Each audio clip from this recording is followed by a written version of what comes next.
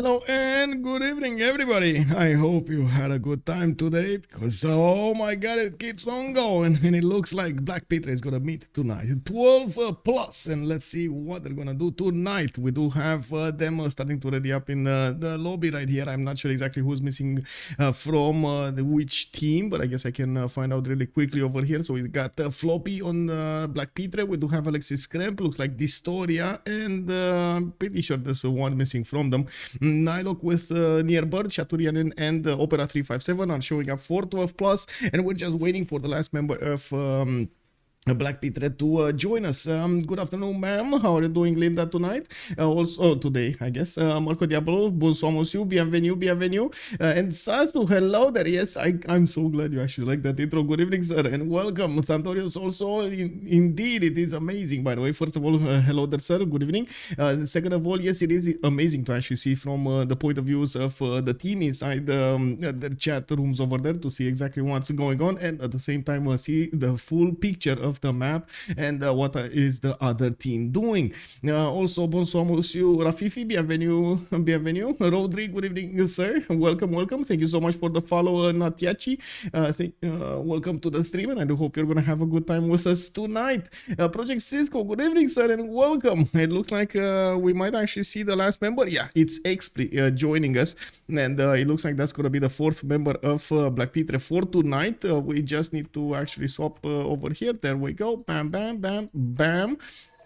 And we're gonna slowly start the bands. Let me actually put it up over here so we can see what's going on. And let me finish this. Sonic Dave, big shout out, sir. Thank you so much for picking up that first promotion over there.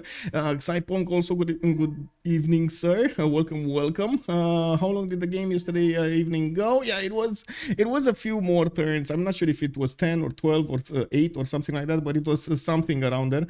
They did try, well, I don't want to give any spoilers. If you want to take a look at the game, be my guest. The last 20 or so minutes or something like that. Also, Xipong. Oh, right. I did say. Pre-draft camps, game bands. We do have Mauri Mubande, Gran Colombia, and Nader Shah. I did put them up over here in the lobby so we can actually see them, and let's actually see them putting the team pluses in. It looks like BlackPitre is still waiting over here to get their points on the board here. Let me actually take a look at the standings really quickly to see where they are. So they're in group D, and it looks like BlackPitre over here does have 2 wins and 2 losses, while 12 plus has 1 win and 3 losses. You can imagine both of them actually need this win. That would be one of I think this is going to be one of the last chances of 12 plus to come back and get one of those slots for the playoffs. While of course we do have BlackPitre that really needs to get a better lead over Tuvu Montzingi, which they are tied with on 2-2. I believe Tuvu Montzingi will actually play tomorrow, if I'm not mistaken. Let me actually take a quick pick on how to say the news cycle that we did this weekend. We do have Tuvu Montzingi playing against Civ Australia tomorrow at 1. Well, I guess that's 1 p.m. my time. It's 10:00 GMT. I don't think he did Trinda win. No spoilers. Also, Hunter Priester, good evening, sir, and welcome. Yeah, no spoil. Okay, so we do have a map chosen. It looks like it's going to be Pangea Standard chosen by them, and as you can see over here in the top right part of the screen, we do have them starting up the pick and ban phase. They're going to need to go through 6 bans and then 4 picks and then another 4 bans and another 4 picks. We do have FloppyFloNG on the buttons from BlackPitre. Nearbird is the one on the buttons from 12 plus, and by the looks of it, they did take out Scotland immediately. Well, after yesterday's performance, I can imagine they're quite happy about it. How Scotland can perform. Now, I gotta say there wasn't that much aggression coming up from Lincoln going against Scotland, so those amenities just kept on staying high over there. Incredible that he didn't actually manage to get something like Colosseum for his amenities account.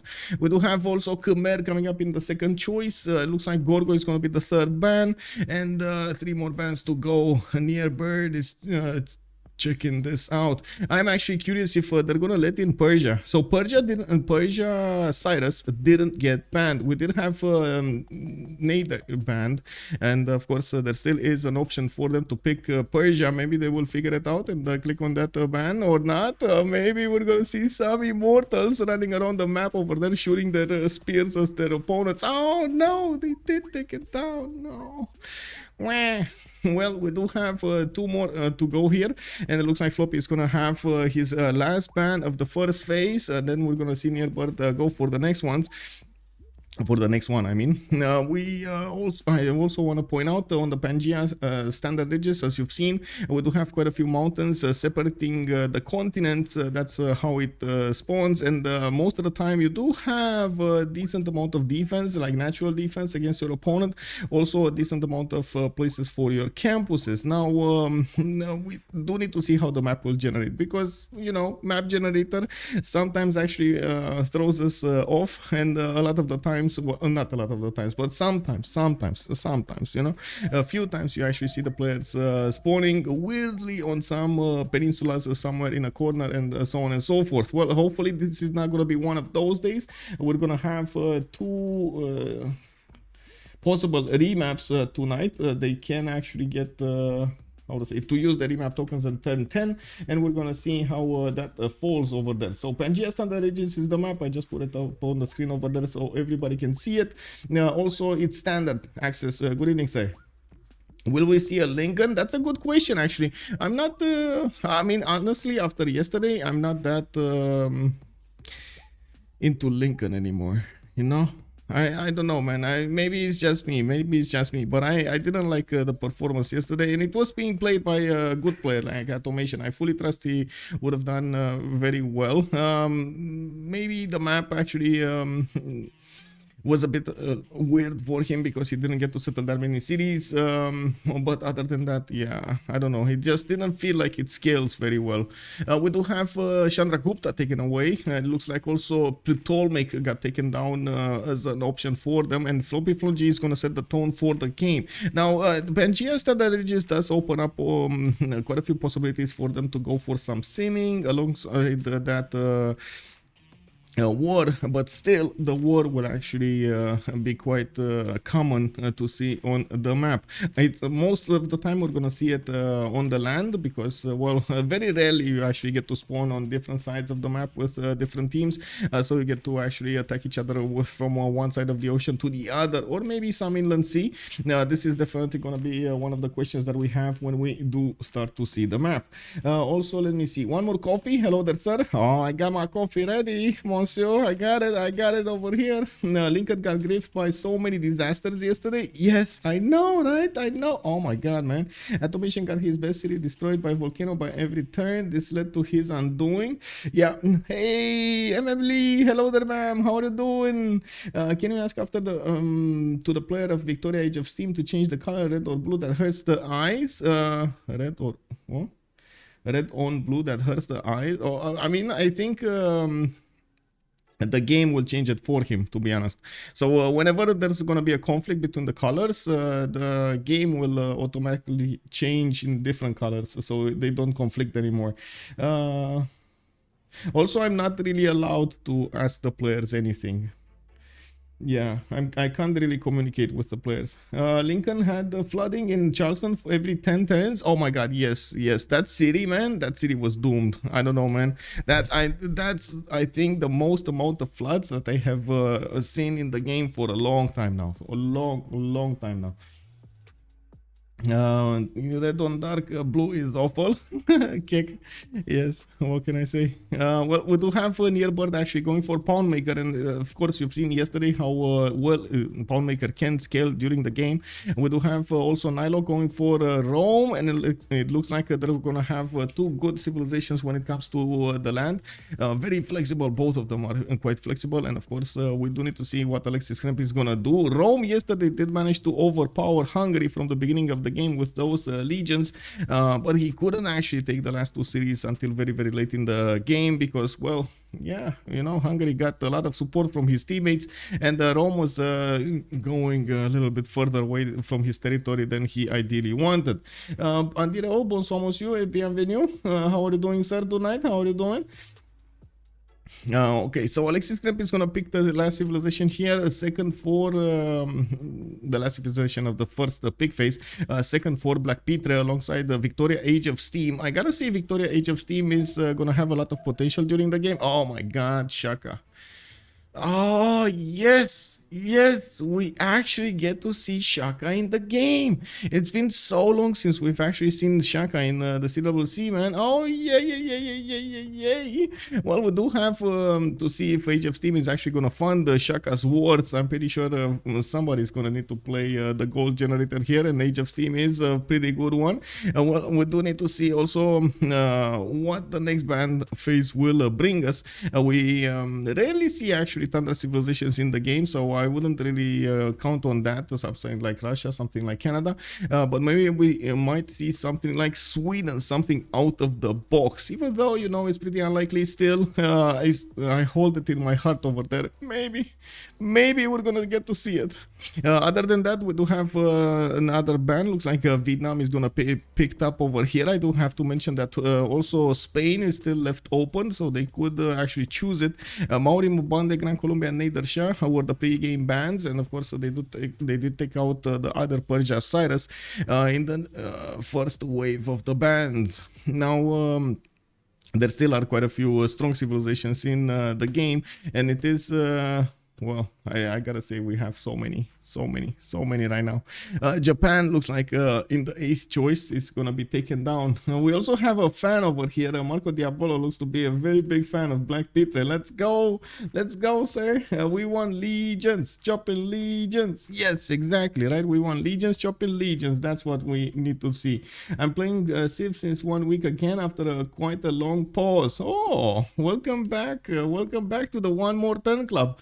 Now we do have Hungary coming up also as the ban here, not as a pick, as a ban. We still have Victoria Age of Empire available for them. Elizabeth is open for them, even though, well, Elizabeth, I wouldn't really count that as an option here. I would think they're gonna go for civilizations with more power on the land, and I wouldn't be surprised if we're gonna see again Gandhi showing up on the map here. Yesterday we did have a bit of a talk with Cisco about maybe some Koreas, like maybe Sejong, or maybe oh my god, I forgot. Sundok, I believe it is the other one. Oh, they did take out Spain. Oh, we're not gonna see those early fleets over here, or armadas. Not that they had anybody to trade with, to go against, but man, Spain. Rip Spain. I'm actually curious if they're gonna go also for very strong civilizations when it comes to the early tempo, something like well, I should say the early pushes, not the early tempo, something like Macedon over here. Maybe we'll see some mid-game plays with Genghis. Genghis Khan actually has been showing up a little bit more in the picks of the players in the last week or so, even though we didn't see it shine. We did see it in the game. I'm not good enough to play. No problem, man. You learn. And yes, Alexander and Genghis are both in the house. So is Basil II. It looks like Shaturyanin will actually pick it with Pawnmaker on his team and Trajan on his team. They should actually generate enough gold to upkeep Basil II's army spike with those tag ones. We do need to see how Xpli and dISTORIA are gonna follow this up. Okay. Well, we'll see. What's this gonna be all about.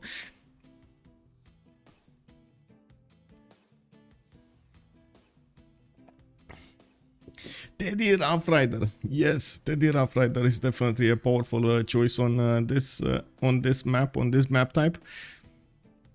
Now, also, we've seen Egypt. Have you seen Egypt power spike at the beginning? Oh my god, JR just outshined it. Like, when was it? On Thursday we've seen it play? Oh my. He did manage to do Rome over there.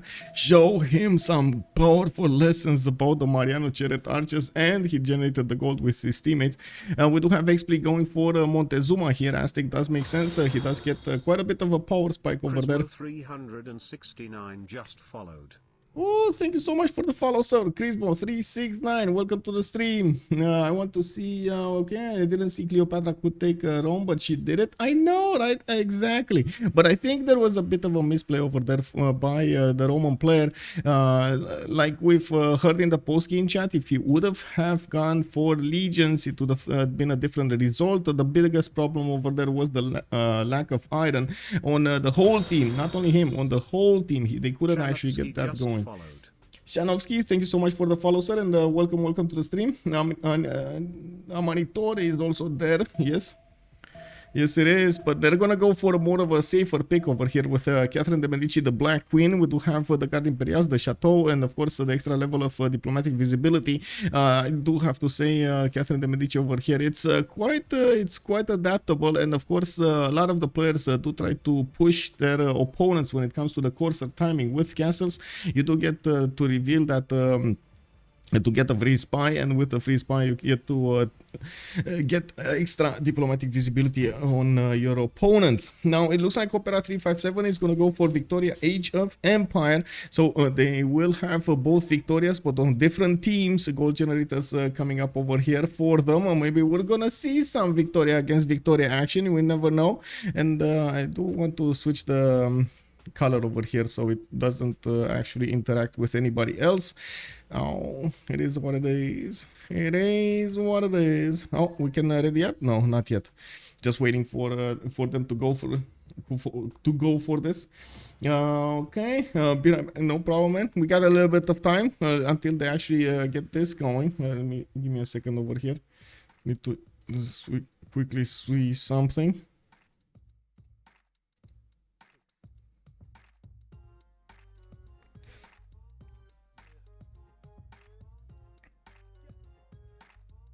Okay.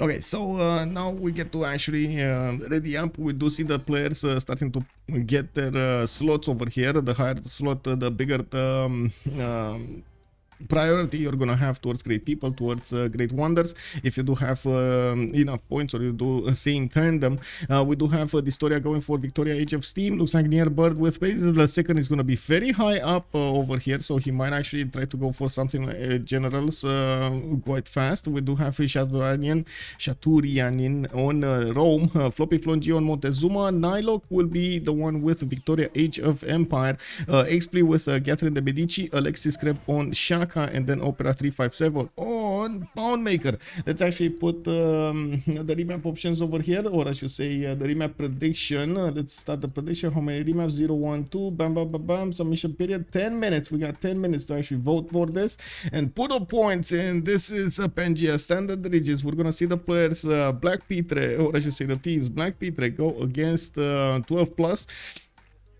And let me actually take a look at the settings over here. What's going on with the settings? Spawn guaranteed, it's fine. World Age new is fine. Regions definition standard, it's fine.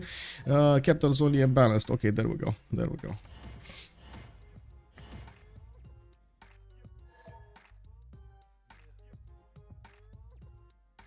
Map settings. What's wrong? Pangea, map size standard, resources standard, spawn guaranteed over here. What's wrong with the region standard? Clearly wrong. What is so clearly about what is wrong over here? Anyway, 7 Plombir, or I should say Plombir. I do not know what you said over there. I'm sorry, sir, but I will. Okay, I have no idea what you said over there. Good evening.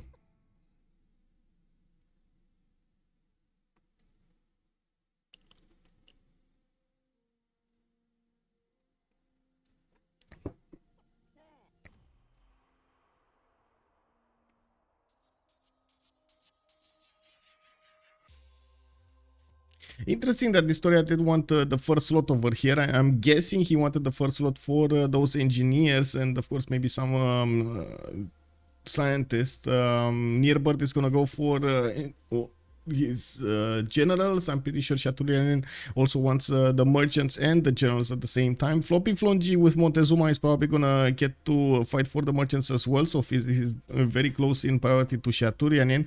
We do have NiLocC coming up with Age of Empire in the mid part of the priority screen. Age of Empire over here. Okay, Xpli with Catherine de Medici, the Black Queen, and then AlexisKrempp Shaka. He's not worried about the generals. He's gonna have quite a few Ikandas on the map anyway. Usually that's how you play Shaka. You do put the Ikandas immediately after you get a new city over there. And Opera 357 looks like he's not worried at all about the merchants. And this is the surprise I had. I thought the pawn maker is actually going to be instead of Basil II, so they do manage to compete for those merchants. Yes, I'm pretty sure they're gonna try to get some projects going, but that actually is extra effort, and you never know if you're actually gonna get the same points as your opponent. Also, R12 plus international players, they're mostly Russian, or I should say Russian speaking players over here. Yeah, I wouldn't say they're that bad, man. I wouldn't say it's the worst team. No, I'm pretty sure it's not the worst team. Do we get team names on city tanks today? Yes, it looks like they did put BP over here instead of BlackPitre, and then we do have 12 plus with the 12 plus on the right side. As you can see, we're loading into the first map, and we're gonna get to see it. Oh my god, it's a rabbit. Or maybe not. What's this map? What does the map look like, guys, for you? Initially, I thought on the right side it's like a rabbit held up by something, but anyway, maybe that's just me. A rabbit? Okay, so it's not just me. Okay. Not as good as Forever Young, but Forever Young qualified through CPL. Yes, that is true. They didn't come from the Civ6 community. We do have dISTORIA coming up in the top left part of the map over here. We do have Bristol benefiting from some deer tiles on the left side with some sheep tiles to the southeast. His mountains are going to give him the nice adjacency towards his campuses. I do see +3s, +3s, +3s, +5, another +3 over here. So quite a few campuses will get to be put down. He also has a wonder, not a good one actually. It's Singi de Bebanaha to the east side, and it looks like Armak this spawn 2 tiles off the coast. Unfortunately, he can't actually take that city down with just his boats. We do have him with a decent amount of coast to settle to the southwest, and whoa, we do have the 2 Victorias on the same seas over here. They're gonna lock horns and go against each other. It's gonna be an explosion of boats over here at some point in the game. Looks like City of London from Age of Empire did get settled to the south with his 2-2 base. He does have other 2-2s around him. It does look like he's also gonna have a continent split to the south. He's gonna get to settle the purple continent to get an extra trade route. Why not? You know, get that going. And it looks like he's also, because of the continent split, he's also gonna have pretty good campuses here that will allow him to get those nice and juicy points of science. We also have him, unfortunately, with kind of a meh type of land to the northwest. Even though, yes, he can settle the May style, he's gonna need to put some gold into. Oh my god, please don't settle the May style. Actually, if he doesn't get God of the Sea, that city is so bad. That is such a bad city. Only like one single 2-1 to the northeast that he's gonna need to buy, and then what is he gonna work? Buy a 3 tile out? No, that's just not gonna work. He's gonna need to get closer over there to the north, or just forget about that city. That just doesn't work. Maybe a Temenaki, I don't know. Maybe a Lady of the Reeds, maybe a Temenaki. That would make the city a little bit better. I didn't say good. I want you to actually see the nuance in that. I didn't say it's gonna be a good city. A little bit better, yes, a little bit better. We do have to the northeast also Paris, actually the city of Paris, which is going to benefit from a 2-1 dice tiles to the southeast that he gets to acquire. And by the looks of it, he did settle his 2-2, has a pretty good settle on the dice tile to the northeast, another good city to the northwest. And of course, since he is the ally of dISTORIA, they're not going to get that worried about rushing for towards each other, I would say. He has good settles to the south and to the west side, southwest side, and I do believe he's gonna have another ally to the northeast in the name of AlexisKrempp. We do have also to the south of him, let's see, that's so much open land for him to actually develop his cities.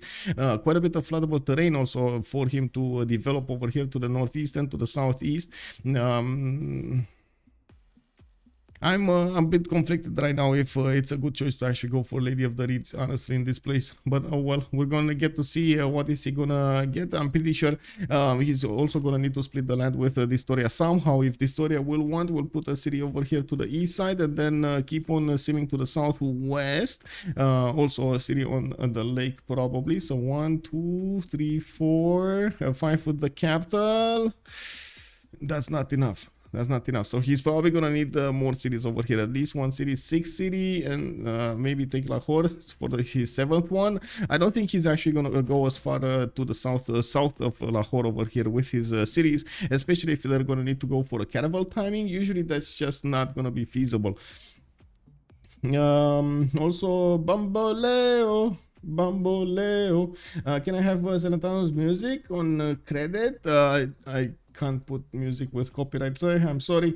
And also good evening and welcome to the stream. I do use my own music that I create on the stream, and well, you're more than I'm more than happy to put any kind of song that you like from my own music. Jump the window also. Hello there, sir. I see Graf the belly. Hello, sir. How are you doing? Who gonna make the money? The money. Well, we do have how to say quite a few of them that will go for commercials. I'm pretty sure we're gonna see FloppyFloNG. We're probably gonna see also Xpli go for commercials. While I'm sure that AlexisKrempp is gonna want to go for his ecandats and try to get those campuses going. dISTORIA gonna also make quite a bit of gold here with the Royal Navy dockyard. So yeah, it's fine. Forking Knight also, good evening, sir. Let us have a nice stream tonight. Yes, indeed, plus. I'm really looking forward to the game. Thank you so much. Yes, me too. Zimos, hello, sir. Now we do have to take a look at the Ulund's spawn. We do have him with a 2-2 base. Looks like he's getting his scout out, and I do see that he's already moving and discovering the mountains to the south. As you can see, the continent split is over here, so he's gonna have 2 continents worth of amenities. I'm pretty sure he will settle at least one city to the north and then try to go south, or go south first. I think south first might actually be a bit better. He does have this geothermal that he could settle on the 2-1 as well, and I do see he's gonna have a +5 campus over there, or yeah, in multiple places, so that will give him quite a bit of tempo over there. Yeah, to his southeast there is also behind the mountains Cree, which he's probably gonna lock hordes at some point. Opera 357 does have 1, 2, 3 possible points for those trade routes from his camps and pastures. I do see he's pumping out his Oxitaus, and of course he already grew to 2 pop with the benefit of the extra food from the wine pile. He's growing a little bit faster, which is gonna be an advantage here. We do have a possibility for him to also set up coastal trade routes with Byzantium a little bit later in the game. He has a pretty good settle over here to the northeast between the 2 bananas, the fresh water from the river, and of course he's gonna be very close to Constantinople's city center over there. In the south of him, there's also Volin. Looks like more to the south, there's going to be Shaturyanin, to the southeast actually. And I do see 1, 2...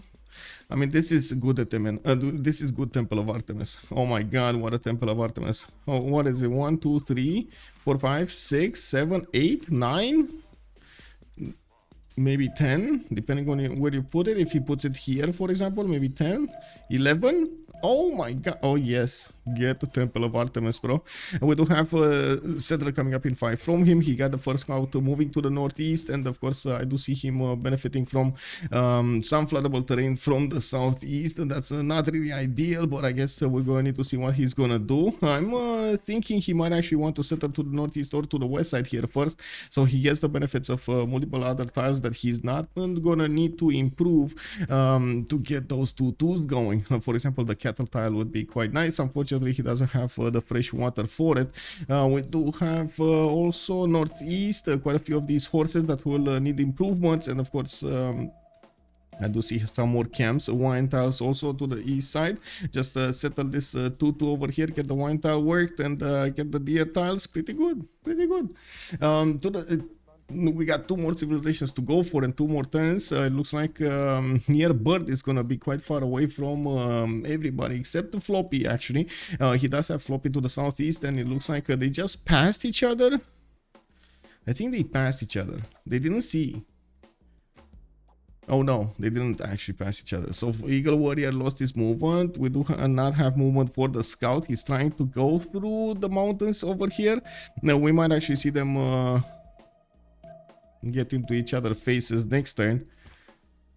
Constantinople does get a settler out in 2 turns. He does also have 2 scouts moving about this terrain over here, and it looks like he chose to go to the east. That's gonna put him in range of the other Eagle Warrior. I do have to say, if Aztec sent his Eagle Warriors to the south, he would have met Yerevan, which would have should have given him some builders over there from the units.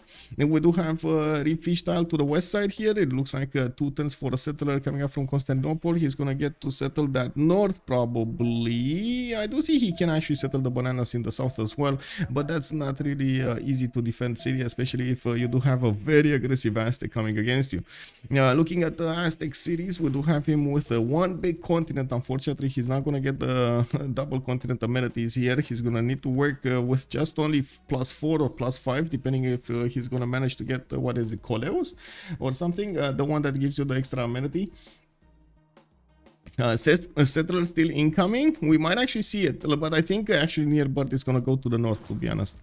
Like this feels like he's gonna go to the north. 1, 2, 3, 4, 5 to settle. He's gonna get a pretty good harbor over there. He has an inland city if he wants to. 1, 2, 3, 4, 5, and a 6 for a settle near that fertile, and he's gonna get a pretty good holy site next to it. So I'm thinking that might be his choice.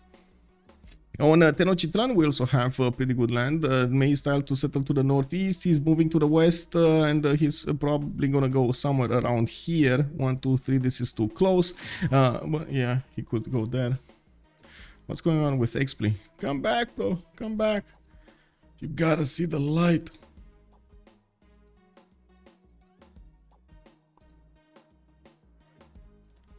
I recognize 3rd week on the right. The question is, who is on the left? Who's 3rd week?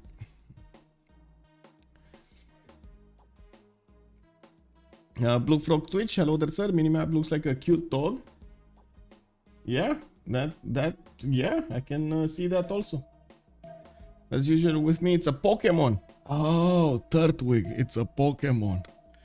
Wait, explain, what are we gonna have here? Are we gonna have a remap or not? No remap. No, neither team wants to remap this. Okay, guys, we're getting this going. Did he lose internet or something? I don't know what happened with Xpli. Oh, you know what I'm gonna do? Since I have a few moments over here, I'm gonna go and grab one of these cups so I can put some water in it.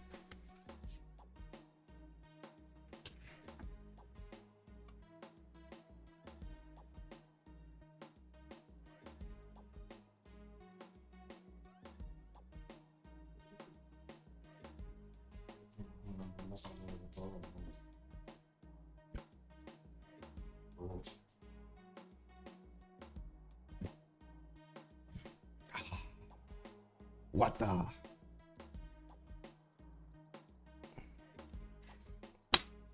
Oh, I just remembered. Oh man, that every time I see this, how to say, this word in French, it cracks me up. I gotta say, it's unbelievable that for some reason, France wants to call water. Oh my god. No, you didn't play a Pokemon with the French names? I did not. Wait, oh, whoa. Did you play Pokemon with Malm? Malm has one of those things on his stream, if I remember correctly, right? The thing over there. When the player is not sure, maybe the team names go for it if it is not catastrophic with play. Yeah, probably. Minimaps looks like a cute dog indeed. The setter still from Aztec. I did see it. It's pronounced I know, yeah, but it's like you know. The man minions are over? No, man minions. What are the man minions though? Come on, man, bring them back. Anyway, let's actually see what's going on over here. I don't want to finish really quickly the prediction over here. Choose the outcome is on 0. Somebody's gonna get a lot of points. You know, maybe Lucario on Civ6, it's a Pokemon. Oh, I see. We do have dISTORIA coming up over here with the Eastern Settler. He's gonna get his 2-2 base and of course benefit from those camps. I do see him starting to improve his coastal tiles as well, and he's gonna need to get his Celestial Navigation boost. He also benefits from horses, and I do see in the first ring. In the third ring, he has an iron tile to the southeast, even though, well, I'm pretty sure nobody's actually gonna need iron at the beginning of the game. Horses are gonna be preferred. We do have the extra production showing up on these passions over here for the horses. Pretty good, but not a lot of them to actually give him a massive boost. Only a 2-4 tile over there to make use of. With the extra food he's getting from the fish, he's gonna have a good tempo. Not to mention the deer tile to the west side. That's gonna be a 2-3. In the south, we do have London also with horses next to his capital city. He's moving to the south with settler, and he's benefiting from another settler in 6 turns. Didn't actually want to get a builder out, and of course he's not going to get to improve the fish to get a little bit more food. We're going to see a lower tempo compared to Bristol when it comes to developing the empire, of course, growth and production. We also see, oh wait, I spoke too soon. He has a builder, but he has been scouting with it. Looks like in the tech side here we do have NiLocC actually going for Celestial Navigation. He didn't choose to improve the fish. Wait a second, he has 2 builders. Hello? What is he doing? Bring them back, bro. Oh my god, okay, there we go. He has 6 builders charges. He probably popped them from huts or something, because yeah, it is what it is. There must be a hut builder. Yeah, I'm thinking of that as well. Good evening, Closing. Good Abend, mein Herr. Does Floppy has a continent split? Floppy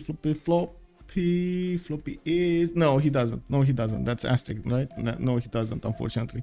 The city of London will also have his iron tile over there in the second ring, so both strategic resources will be quite easy for him to acquire. I do see him settling a few inland cities as well. I'm pretty sure he doesn't want to go north over there and benefit from the flood terrain with no production. He's just not gonna shoot himself in the foot putting a city here. Now, we do have also near bird finding a woody hut and receiving a relic. That is Basil. Basil just got a relic. I mean, that's a pretty good boost, and I'm pretty sure he's gonna make good use of it. Looks like he is sending his settler to the north to actually put that city next to the mountains. Now, I do see Paris, the city of Paris, did actually get the dice tile over here to the southeast, and he's gonna start acquiring the points of faith for his pantheon. And we're gonna need to see what is he gonna pick. It's still a bit. Oh no, he does have 19 faith in the bank, so he should be able to choose a pantheon really quickly here. Probably one of the first pantheons of the game.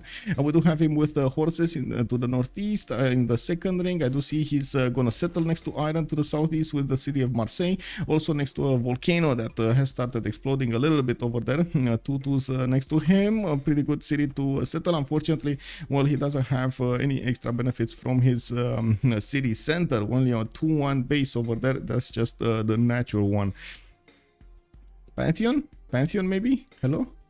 Pantheon? I'm thinking Pantheon. Come on, he's probably thinking what is he gonna choose. There is some drawbacks of actually choosing a Pantheon earlier, especially if you don't see a lot of your land and you can't really judge of what kind of bonuses you're gonna have from each of like resources and stuff like that. Well, it might be a problem, but still religious settlements or city patron goddess are always good picks to go for. Looks like they did also invest into him to buy him a scout, and I do see he's gonna start seeing what's going on in the north over there. Still gonna pick a Pantheon, man. Wow, declared war instead.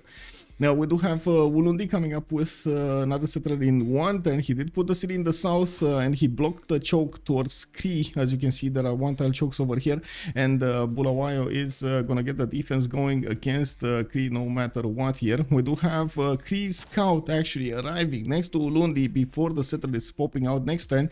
We do need to see if Opera 357 is actually gonna get something out of this, even though I doubt it, but still he's gonna try. Ideally, he would have wanted to go to the southeast. That's not gonna happen unless AlexisKrempp gets some really quick moves over here on his other scout to bring him back right on time to actually get the build and get the settler escorted. He's also bringing back a warrior. He's gonna try to escort it with a warrior, maybe, or at least get it next to Ulundi, so he fights off the Okchita. We might actually see a set scout, not scout, slinger by over here. IT Nerd, also good evening, sir. How have you been doing, my sir? Someone plundered the northwest religious city-state for faith? Yeah, I'm pretty sure that was dISTORIA, right? That's dISTORIA. Yes, he did. He did. He did. He did that city silly. Looks like he also has, let me actually see, 15 faith. So that's more than enough for a Pantheon. I think actually Xpli did get his Pantheon. Yes, he did. City Patron Goddess. Okay, 2 turns for a campus over here, a +2. We do have another +2 in Marseille. He's going for the early traders, so he gets the production going in Marseille and the food going. All in all, pretty good. Now, looks like AlexisKrempp is also going to benefit from Iron Tile in the 3rd ring, quite far away. He's probably going to get to settle that city to the southeast. Unfortunately, he kind of got forced to settle the city first on the west side, which is gonna be a problem, but at least he's gonna get it safely over there. It's better to actually get the city down than actually wait for the perfect location. Now we do have also to take a look at Cree opening up with campuses. Amazing volcanic explosion here next to PVC Vavasis. He has a 5-2-1 tile to benefit from, a 4-3 underneath the capital, and a 3-3 over there to the northwest. Oh my god, man. I need to how to say, screenshot this. I need to screenshot this, man. Someone okay, I did see that. Let me drink some water.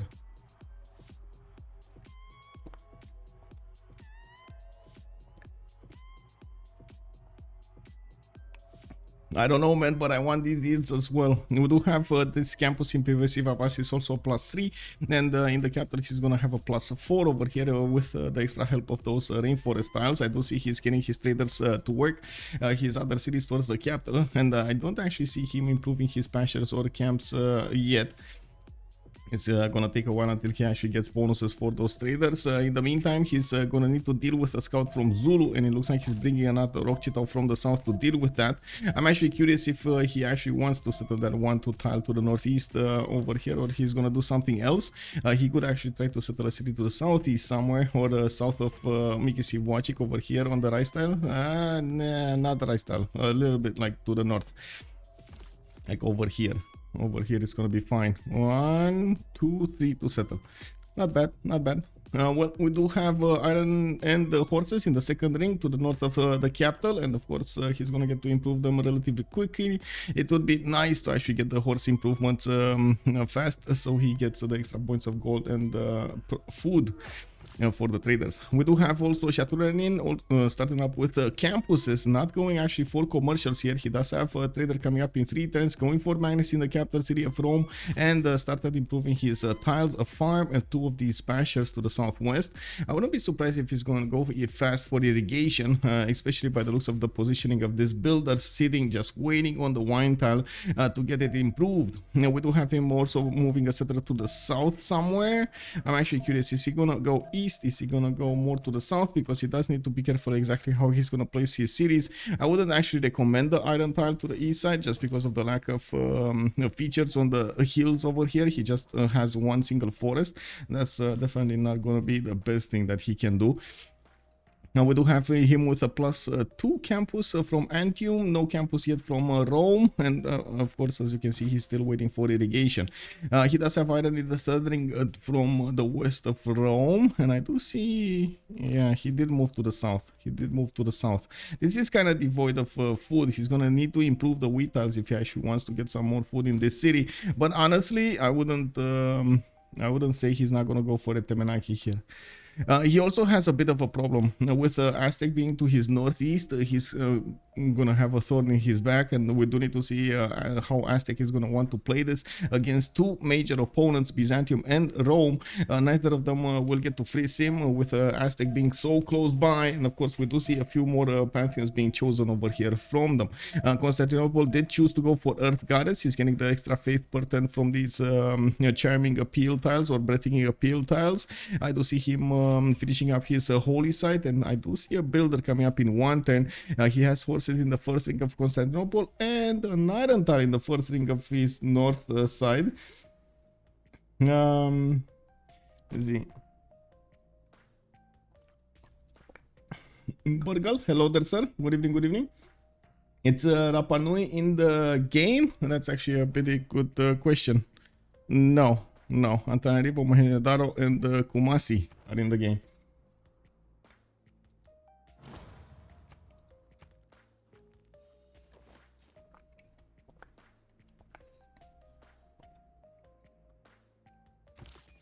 Well, we do have Aztecs Eagle Warrior starting to see what's going on next to Byzantium cities, and of course, as you can see, there still is a second holy set coming up from Antioch in 2 turns. He's going to want to get that religion faster, and we will probably see choral music with something. I'm actually curious if he's going to go first wave for the Crusade, or if he's going to wait for something like Stonehenge to get his Crusade going. The mountains will also give him a decent amount of adjacency towards his campuses, and I don't actually see reefs in the water that could benefit for some better campuses here. I do see a Great Barrier Reef to the south, but that's a bit too far away from his cities to make it worth, and I'm pretty sure Rome is going to be a bit faster on this coast than him. Rome also has the opportunity to actually get some coastal trade routes in the north, and we're going to need to see who is actually going to start trading over here.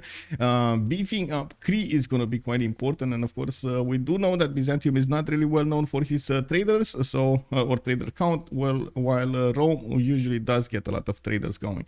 We do have Rome actually picking up a Lady of the Reeds and Marshes with Temenaki coming up from Ravenna. I do see a 3-2 tile over here. You're getting the extra production from Lady of the Reeds. It's going to make this city great.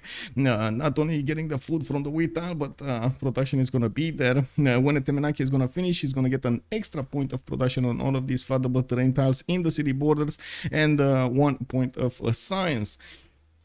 Now we do have Teotihuacan with fertility rights. He got a free builder, and he's going to get a bit of extra food from some of his tiles, like rice tile, wheat tiles, and the maize tiles. I do see he has one in Teotihuacan, one in Tenochtitlan. I do see Tlacopan in the north did settle a maize, which became a 3-2-1, and he's starting up with campuses. Actually, he's going to get a pretty good government plots over here next to Tenochtitlan with 2 campuses that are going to be beefed up by that bonus.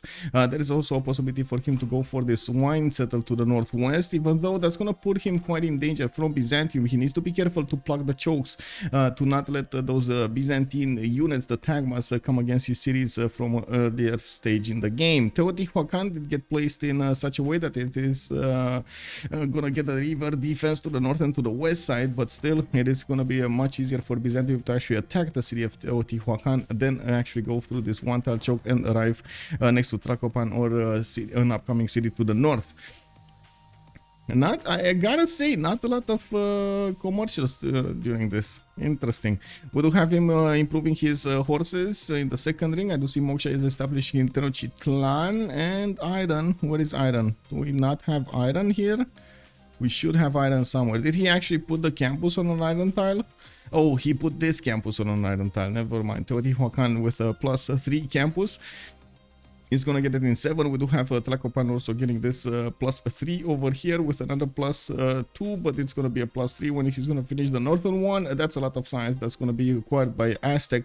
I'm pretty sure he's gonna follow up with an encampment after this, and probably Government Plaza and commercials after that. By the looks of this, we do have on the west side England coming up with his 4th settler. We do have also God of the Sea acquired by him, and he is realizing where England is putting his cities. As you can see, England did choose to actually go to the northeast. Actually, Birmingham did get put in next to the lake, not on the gypsum tile, but next to the lake, and this might actually cause him a world of trouble, because he's not going to get all of the production that he benefits from to actually pump out boats on the west side. So yeah, that might be an issue. We'll see how he's gonna develop. With God of the Sea on the cities of England, Age of Steam over here, we do have him putting down his Navy dockers and benefiting from the extra production on all of these tiles, the whales and the fish. We do have also a 5th settler coming up from Soak upon Trent. I'm pretty sure this is gonna go south somewhere, probably on this lake over here. I mean, this is the closest tile. I'm not sure if he's gonna go there, but that is the closest one that he can get. He could also try to get the bonuses from Zingi de Bemaraja, but come on, man, that's just not a very good city. I mean, I guess if you put it on the 1-1, it's gonna take a 2-1, and then you get to improve horses, you get to improve iron. I guess it's not that bad, but it's not ideal either. Magnus opening over here for dISTORIA to get the production going and the food towards his traders, towards his other, from the traders towards his other cities, and we do need to move on to the south. Goddess of Tides chosen by NiLocC to actually get the extra culture points on his coastal resources. The fish points are actually giving him the extra culture with 6 science and 9 culture. It is gonna take a while to actually acquire the culture and the science necessary that he's gonna need for Caravel timing. We do have Moksha also establishing in the city of London. Also, you guys are talking quite a bit here. What is this? Rome not going for Toa yet. Yes, that is actually quite a surprise over here, but I guess Etemenaki is going to give him massive amounts of bonus anyway. And I am still actually quite surprised he didn't put Toa down. Didn't he go archery? Yes, he's going archery in 2 turns. Actually going for 2 wonders is going to be quite a sacrifice for Rome. He's not going to get his other cities fast enough, and instead of going for 2 other settlers, well, he might actually just go for 1 from Antium. Usually this is the moment that Rome actually gets an extra settler going. I mean, he goes for 5 cities instead of like sitting on 4 cities. We do need to take a look at Catherine. City Perengaras finished up his campuses. Looks like 7 science with 10 culture at the moment for, oh sorry, wrong Civ. Xpli is on 11 science with 7 culture on Catherine de Medici. Only 27 production. Okay, he definitely can make that better. He's very close to Zulu, and he's gonna need to actually share this land somehow. I'm pretty sure he's gonna get another city to the east of Paris, and he does have at least 2 more that he can place to the northwest. That's gonna put him on 6 cities, 2, 4, 6, yeah, 6 cities. He also has this land to the south that he could improve quite nicely. I'm actually curious, what is he gonna choose to go, who is he gonna choose to go for against Cree on the east side, or is he gonna want to try to send some of those coursers towards England? There's quite a bit of land to go for, and unless he actually gets settled over here somewhere, it's gonna take quite some time to actually get those coursers going. We do have Zulu also with 3 icon being put down. Usually this is the strategy chosen by players playing Zulu. We do have him with the internal trader from Endotakusuka towards Ulundi, and I do see he's putting his government plants already on the screen over here. 3 turns to go from Ulundi. Okay, okay. Cree? God of War and Plunder. So, I see. So he is actually going to prioritize getting those merchant points. Okay, okay. He did also get an encampment from PVC Vavasis, of course. With extra production, he's benefiting from all of these juicy tiles from the volcano. It's gonna give him the opportunity to get whatever he wants over here. Isn't it more productive than the capital? What is it? 14.4, and the capital is 13. Oh my god, it's actually more productive than the capital. Kek W, man. Aktakakub can actually put a +3 campus over here to the southwest. Quite easy to improve. I do see his government plaza will be placed to actually increase the adjacency towards the campus, making it a +4, and he could put an easy +5 commercial over here between them. Wait, isn't that gonna be a +6? No, it's a +5. It's +5. Oh, there we go. Temple of Artemis. Temple of Artemis. Let's see. Coming up from Rome. 8 turns to go. Ravenna did go for Timenaki. He's still 10 turns away. And I do see with Magnus established in the city of Rome, he would have had the opportunity to actually chop this wonder a little bit faster. Now, this Temple of Artemis is going to benefit from 1, 2, 3, 4, 5, 6. Wait. 1, 2, 3, 4... 5, 6, 7, 8, 9, 10. Yeah, that's in range. 10. That's it. Okay, 10. I mean, you know, what's a +11 versus a +10? It's fine. Vicky versus Vicky. Vicky versus Vicky. Yes, this is a major actually on the west side. I think this is going to be the first war that we're going to get to see. The story over here already getting his infrastructure with the Royal Navy dockyards, and we do see him getting some galleys out, free galleys. No, he's not actually, definitely. Anyway, he's, you know what I mean.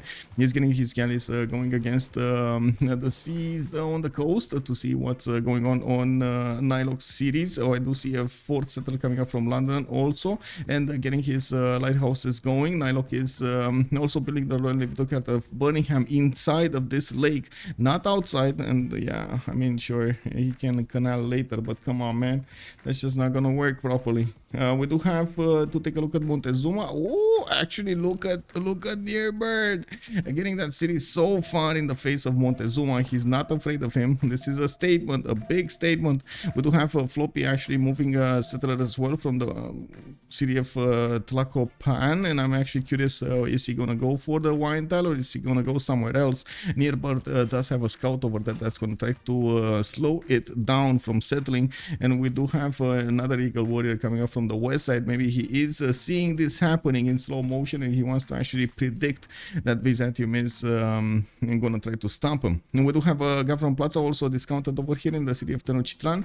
He did manage to get those campuses going, and as you can see, he's getting a decent amount of science boost. 15 science, 15 culture. He did choose Governor Mocha as the first governor, and he's getting the extra culture points. Encampment coming up from Teotihuacan as well. That's actually going to be across the river to the northwest, and Floppy is protecting it with one of his scouts, so he guarantees the build of it. Akelimonu, hello there, sir. 9. Yes, exactly. When the priester NiLocC put his harbor in the lake and can't harbor out. Yes, he did. I'm very surprised of this. Very surprised of this. I mean, I can understand. Maybe he was afraid that he's gonna get hit by that warrior of England from the north of Age of Steam. And yes, that not putting it on the gypsum tile does make sense, but actually not putting the harbor outside is going to significantly lower his chances of winning against dISTORIA. That's going to be a bigger problem.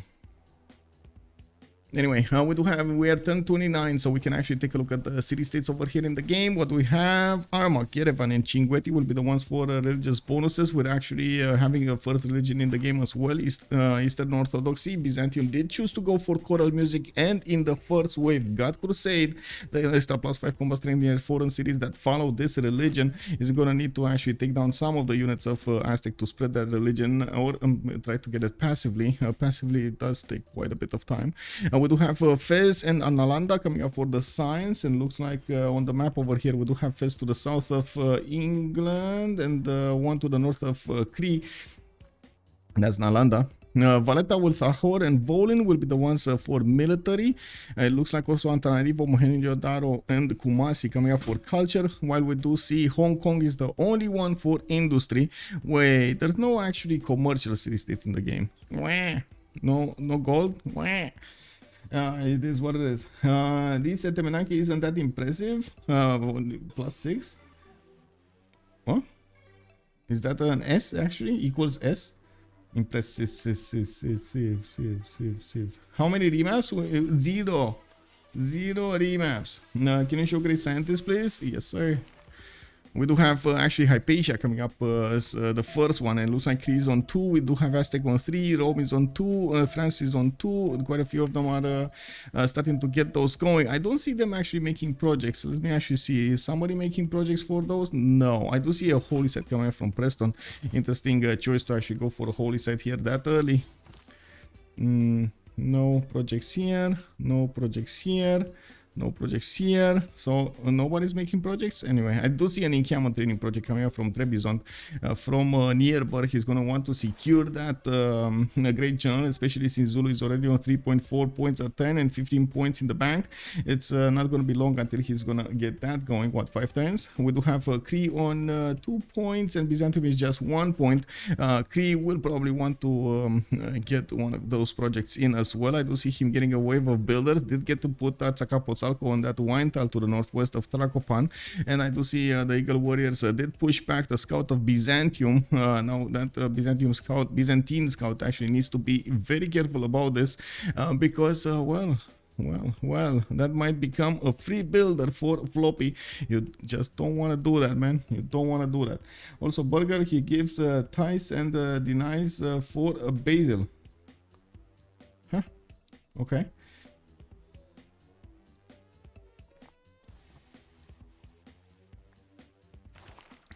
Rome projected.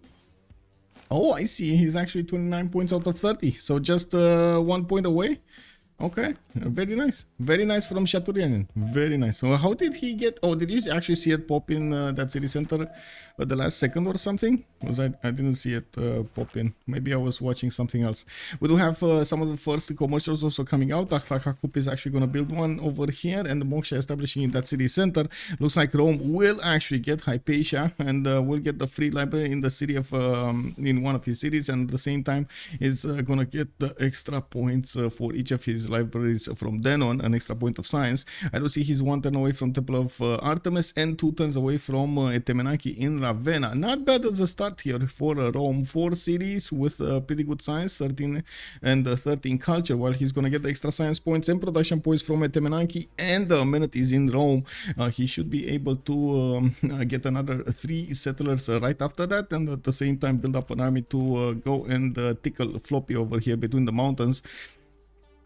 Religion from dISTORIA. He did actually. Holy Site's coming up over here in Preston. He didn't get the religion yet, but he's gonna get there after he gets everything going. I'm actually very curious what is he gonna choose to go for here.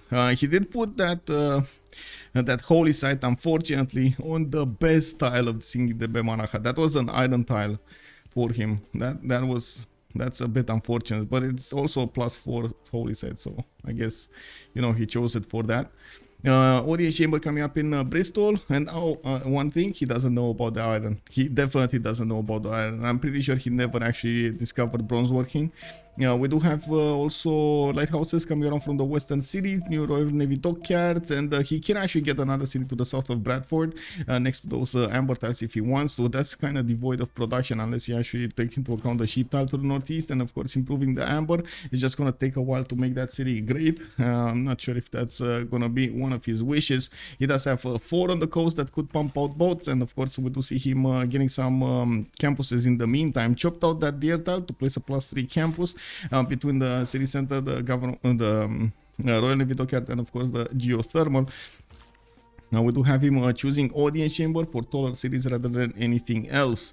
And encampment actually coming up from Marseille does give us an idea that yes, definitely France will want to do something about somebody. It's either England or Cree. I would assume England more than Cree, because I'm pretty sure Zulu is going to be the one that's going to do some damage against the Cree units over here on the southeast. That holy site on England is already a preparation for next golden. Yes, we already have the next golden is started up. We're turn 32 now, so we're going to need to take a look at their options. And yes, he's going to get the splendid bonus on it, not to mention the extra thing. Discount free iron, nice. Okay, Forking Knight also, I guess, Zen for amenities, because he has not much faith to do a lot with it. Yes, I do agree. Zen meditation would be quite good over here. Okay, so let's take a look at the bonuses. What do we have? Pound Maker coming up with 20 science and 22 culture on 4 city Cree. He's starting to get encampment training projects, so he gets his generals, and I gotta say there's quite a fight for these generals. We got Zulu close by, and nobody picked up a general, so Zulu's gonna get one, Cree's probably gonna get one, Byzantium was projecting, and Aztec is projecting, so we do have the projects finishing up. And a very good question is if we got horses already coming up from Trebizond. One horse with another one being trained in Constantinople is gonna try to push back the Eagle Warriors, and of course that actually increased the encampment damage over here, or I should say defense against the Eagle Warriors. We do have NiLocC with a 3 Inquiry Golden Age, 18 Science and 16 Culture. He's still putting down cities, but not on the coast. Liverpool did get placed to the northeast of London, and as you can see, Birmingham is a bit too far off from the coast to be effective here in anything. Now we do have Shaturyanin with 26 Science and 23 Culture. It looks like 56 production coming up from Rome. He did finish both wonders, and that actually gives him a massive boost in the science and of course in the production from Ravenna. We do also have Rome over here. He should be on oh, he's +3 only. Oh, he didn't actually get everything improved. He needs to get everything improved. We do have an Earbird with only 7 Science and 13 Culture. Monumentality Golden Age for him. He does make 30 Faith a turn. He did manage to put down good holy sites, and I do see Earbird is actually getting a city on the coast to the north of Azcapotzalco. That at a later stage in the game will probably be taken by dISTORIA, denying Byzantium over here, a city closer to Aztec. Unfortunately for Aztec, we already have Crusade spreading to Azcapotzalco, and of course that's going to help it spread to the other cities. I'm pretty sure Trebizond is also gonna convert soon and put more pressure on Teotihuacan. We do have Max in Teotihuacan coming up next turn, and that will allow actually Cree to chop that project out. He doesn't need one actually. He's probably gonna need a horse though. I'm pretty sure he needs a horse. No, man. Oh wait, so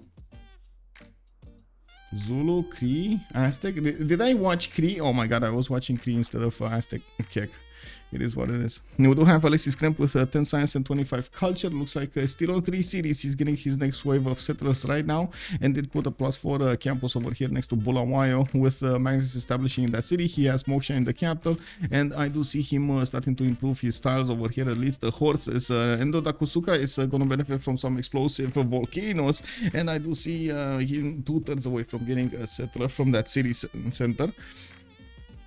We do have him with religious settlements as a pantheon. He's going to acquire more tiles whenever he's going to settle a new city, and of course going to get more production towards settlers. Xpli, 19 Science with 27 Culture. We do have him on a pen brush and voice, getting his next wave of settlers. I do see him trying to project as well from the city of Marseille, and it looks like they're going to try to deny somebody. They're going to try to deny Byzantium.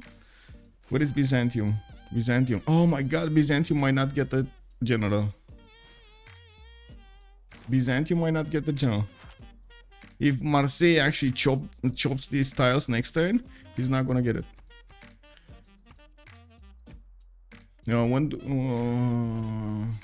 Does he even have? Yeah, he does. He has the harvest resource button. Okay. So he's gonna get the encampment training projects. He's right now on... He needs 2 projects. He's on 3.4 great general points a turn. Yeah, he needs 2 projects. Prediction. Yes, sir. Yes, sir. Seb, hello there. Good evening, sir. How are you doing? And we have both map vision. Yeah, we do have map vision. So, okay, 1 project in, and let's see the second project. Bam! Second project in. France got enough points. They're going to recruit it and denying it from Byzantium. We do have Zulu picking 1, Cree picking 1, Aztec picking 1, and then France picking 1. Interesting. Interesting. Opera 357 over here secured his borders to the northwest, and unfortunately it doesn't look like Byzantium is gonna get one. Unfortunately for Byzantium. We do see also Floppy starting to train horses coming up from Teotihuacan. He's probably gonna need to chop a few of them. I do see him one-turning some from Tenochtitlan, so he's gonna get the extra damage. We do have Byzantium already with 1, 2, 3, 4 horses coming around, and the city. Oh no! Oh man, he let the 1 tile choke be settled by Byzantium. 5 cities Byzantium, Wallostrom coming out from Antioch. No, 4 cities Byzantium over here. This is gonna be quite a problem for Aztec. The good thing about it, Aztec does have more science and more culture. 34 science and 31 culture, as you can see over here. Getting Pingala in the city of Tlacopan to actually acquire more, and we do see him actually. We do see Byzantium repositioning his units to actually go through Nicaea towards Azcapotzalco. While I'm pretty sure Floppy is probably going to want to deploy his army in Teotihuacan rather than Azcapotzalco. It might actually catch him off guard here. And we do have dISTORIA coming up with 31 science and 16 culture. He does have a free inquiry golden age, and it looks like he's getting Mosha plugged in stock upon trend. Gets more science from the campus, while he did manage to get a few points of science and culture from Zingi de Bemaraha. He got his holy site going, and I don't see him actually rushing a religion anytime soon. I'm really curious about what's going on here. Aztec did manage to convert one of the builders, one of the scouts of Byzantium into a builder. You do see this 3 charge builder can actually come back to Azcapotzalco and help out with the chops over here to get an army going. They do have a lot of resources between them, especially in the horse, so that I don't think that's going to be a problem for them to actually build or get going. Azcapotzalco though, it's 2 turns away from being hit. 1 turn of movement here and bam, you hit the city. It really needs a horse. Really needs a horse there. Let's actually put the prediction. Yes, let's put the prediction. Finish prediction. Who will win? We do have 12 plus with on the other side BlackPitre. Oh my god, I was about to actually write a BlackPitre instead of BlackPitre. It is what it is. There we go. Isn't that more of preparation for Rome cleanup? Wait, Rome cleanup? You mean who's preparing against whom? You mean Floppy is preparing for Roman cleanup or something? France will send some troops, I think. This will, since they have an early encampment. Oh, you're talking about England over here? Yes, I'm pretty sure NiLocC is gonna get double teamed over here. We do have France with a general. I'm also pretty sure they're gonna try to hit the Corsair timing with Xpli actually benefiting right now from made in science. He would need a little bit more if he wants to get to castles faster, and by the looks of it, he's getting Pingala in Bordeaux. I do see him with a decent amount of campuses over here benefiting from the government plaza to get some extra yields, and we gotta see how this is gonna develop.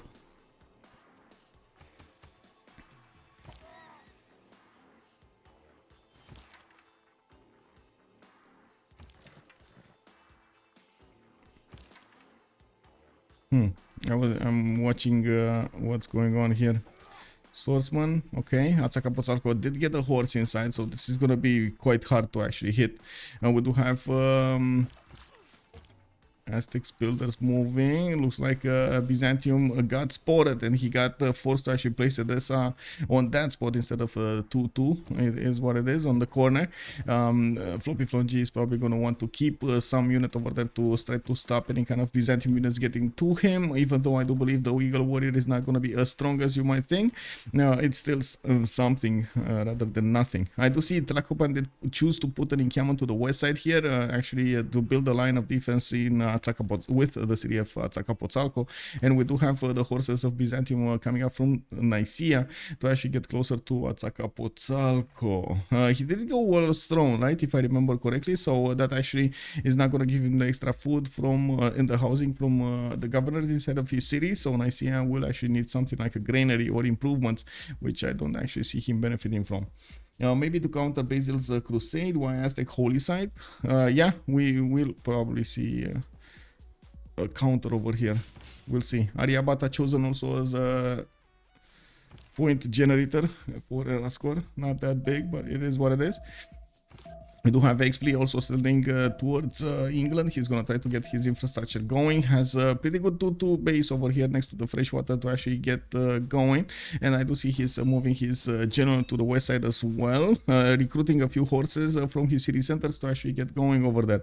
Let's see what's going on here. FloppyFloNG moving his builder. I do see another chop for a horse. Oh my god. Okay, there we go. He spotted the horses of his opponent. And now we'll see those horses fighting the forest over here outside of the borders. Whenever you're gonna get crusade on one of your cities, it is best that you don't actually fight in your borders, so you don't give an extra +5 to your opponent. Now it looks like actually he's starting to push from the south with his general. He's gonna do quite a bit of damage against Byzantium, especially since Byzantium only benefits from the extra +2 combusting from the taxi trade, and that's about it at the moment. We do have a swordsman coming around, and we do have horses coming around here. I do see Byzantium also can benefit from a chop in the city of Trebizond. They're trying to get something going. I'm actually quite curious. Okay, there we go. He's gonna get it defended. And I also notice Rome is starting to put on quite a few commercials and is gaining one single horse. Looking at the merchant screen, it's only Cree that is making quite a few of them. 3.4 degree merchant points a turn, while Rome is on 1. I do see Coleus is the next one, so Cree might actually get it instead of Aztec. That's a bit unfortunate, but you know, Aztec right now is at war, so I wouldn't see him going for those commercials from an early stage, even though I gotta say a lot of the times we've seen Aztec players actually even next to very big warmongers try to go for commercials for those extra points of food and production, so they can scale much better in the next era. Now we're going to need to see if FloppyFloNG is going to manage to win the war against Byzantium. This is kind of a different beast over here, and he might lose a builder. He might lose a builder, depending on what Flop is gonna do. He might lose a builder. Does Aztec not have a single Lux? He has one. Yeah, he has one. Wine tile, I believe.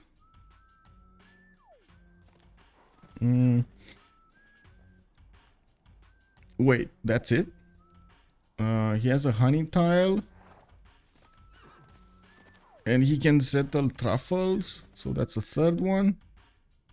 But yeah, it looks like he's not gonna have a lot of... what's the fourth one? What's the fourth amenity here? Is there a fourth amenity? Honey? No, honey is here. Okay, so truffle is the third. No, it needs to be a fourth. Oh, it's... no, that's a different continent.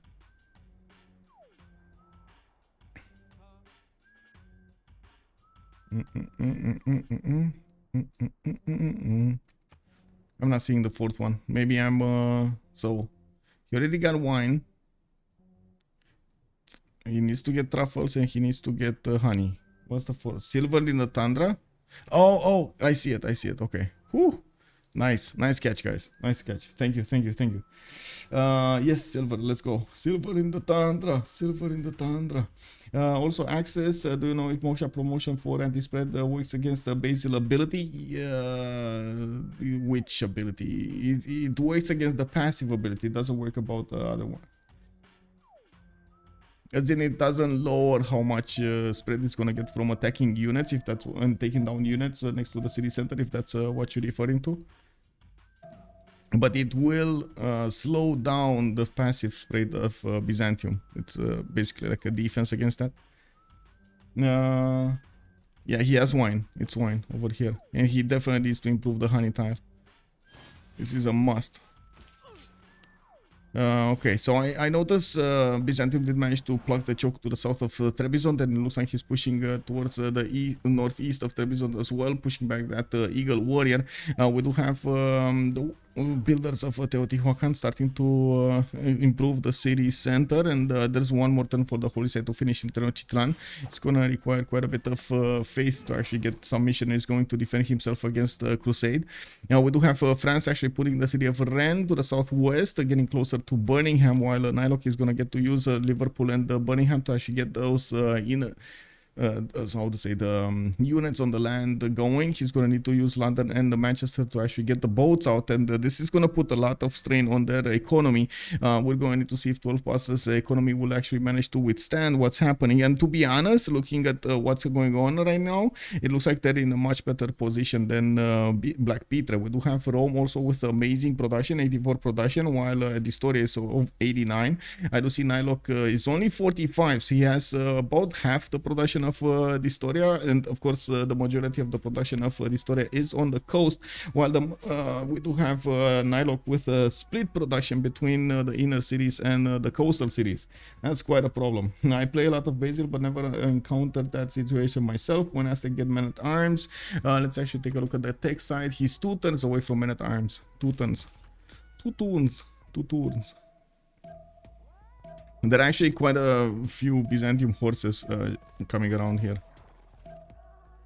Looking at also Zulu, he's gonna get his series going to 4 at the moment. He's pulling the 5th one actually to the south, right in the face of Cree, and by the looks of it, he didn't actually settle that geothermal to the east side where his horse is.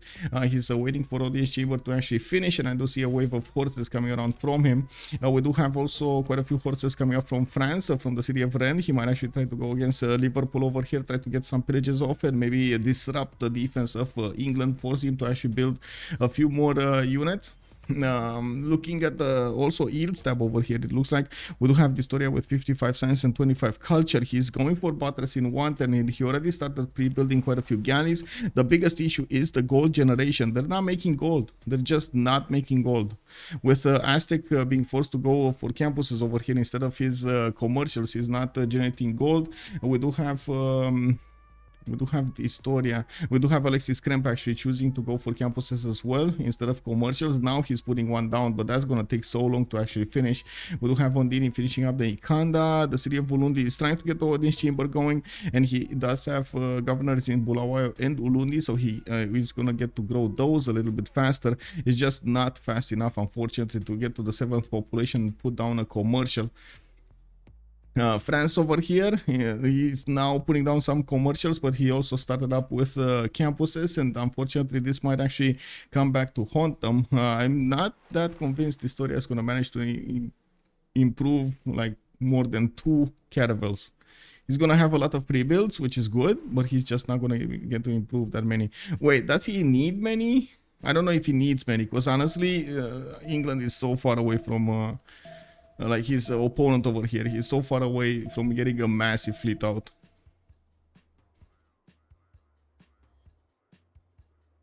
Yeah, it doesn't look like Aztec is gonna die anytime soon, to be honest. He has a general. Unfortunately, he let in Byzantium into his cities. That's a major problem here. Major problem. Crusade just activated on this city center, and of course the moment we don't actually have a religion from Aztec, nor does he have the ability to actually buy those missionaries yet. We will need to see if he's actually gonna get that going, so he boots out the horses of Byzantium and denies crusade on the city at Zacapotzalco.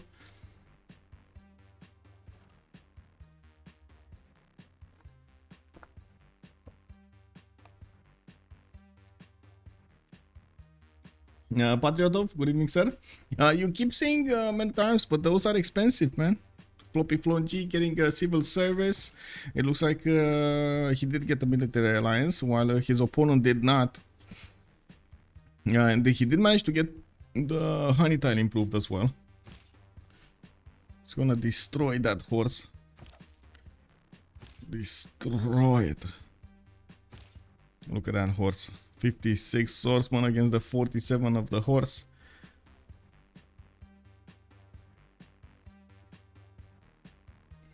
When general for Byzantium, he needs at least 1 project or 2.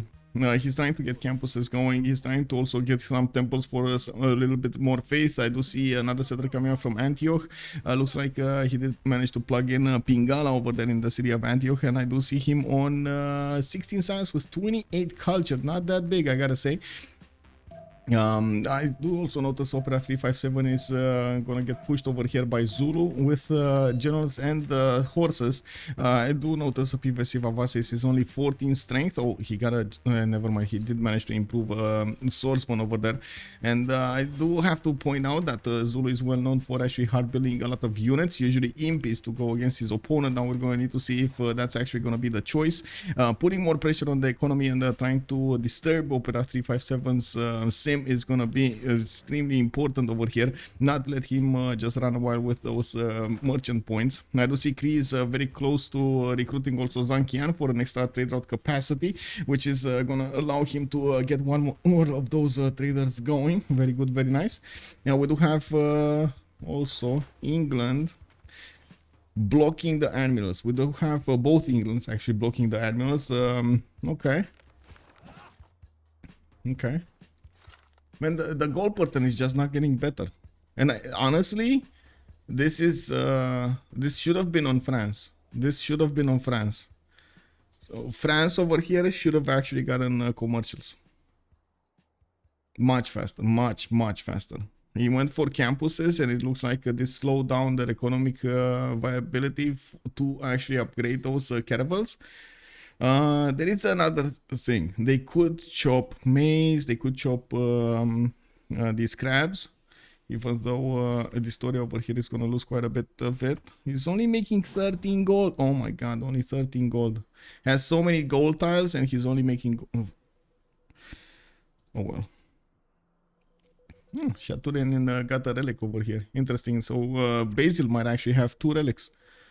Did he give it to Constantinople? I don't know. He needs to finish the temple, and then he's gonna benefit from it. Țacapoțalco is getting attacked over here, and by the looks of it, the horses are doing quite a bit of damage, but there is a possibility. Oh, dead! Near bird. But that actually just... Well... that actually just...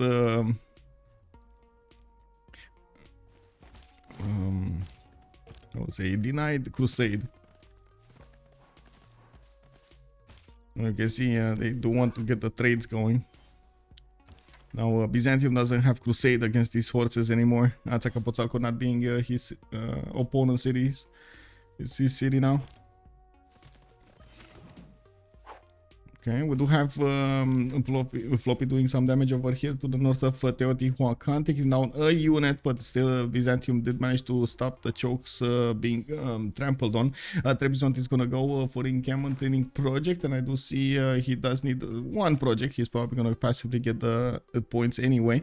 Looking at the tech side over here, we do have the airbird getting defensive tactics over here soon. I do see engineering coming up in 1, and well, they do have the gold. I gotta say, this is a major advantage, them having the gold. Shaturyanin also popped over 100 production, while we do have dISTORIA only on 92. I do see Zulu is on 77, while we do have Opera 357 on 96. It looks like on the production screen is definitely a little bit of an advantage for 12 plus here. Rome also to the southeast of Aztec is gonna try to use some of his sources to try to disturb over here Aztec, which is gonna be nice. I do see the bats coming up from Rome, Ravenna, and I see the Recorder starting to get the commercial going, Antium going for the markets, and Ostia, the gold generation is just gonna be insane over here. They have 3 cities on the coast, on the inner sea, which are gonna allow them to actually get so many yields. It looks like Armada also did get taken over by England, and looking at the city-states acquirement over here. Oh, he didn't get his city back, actually. Floppy, maybe kill horse? Yeah, kill horse. Okay.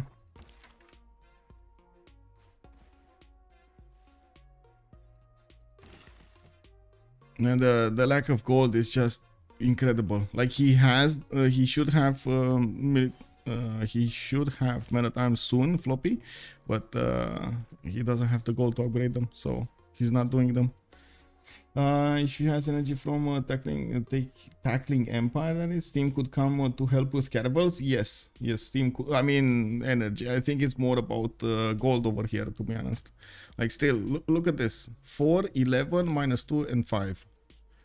Uh-oh. That's like 18 gold in total generated per turn, while 12 plus has 23, 34, 34, and 6. Even near bird, he's actually going for a positive range, because he did manage to get his World of Thrones going from a relative early stage. These horses are basically nothing for him.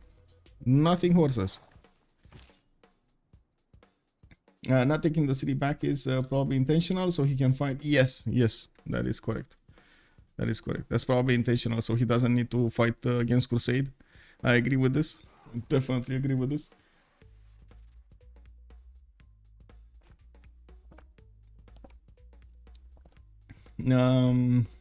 Tan House also team speaking early war saves, and then not going early commercials, and then never having gold to upgrade. It's up there with people failing to kill a city-state 1 turn before walls. Yes, it is up there. Yes. I do see harbor shipping projects started to come out from dISTORIA. He's trying to get the gold going for his upgrades. He's gonna have one One upgrade, that's it, one caravel. He's going for apprenticeship here. I do see feudalism coming up in 5. He didn't actually manage to get to cartography yet, but I'm pretty sure he's close. And if he keeps on delaying this, it's just gonna give NiLocC enough time to get his own fleet, and that's exactly what's happening over here. We do have NiLocC getting London and Manchester, and looks like Liverpool is going for more signs. I do see Xpli is starting to get closer to the English territory, but his forces are just not strong enough, even with a general and extra intel, to destroy the English army on the battlefield. Let's actually see what's going on here. Okay, Aztec did manage to get one promotion over there. I gotta say, this horse over here, even if it's in the forest, it's quite, I would say, easy to take out.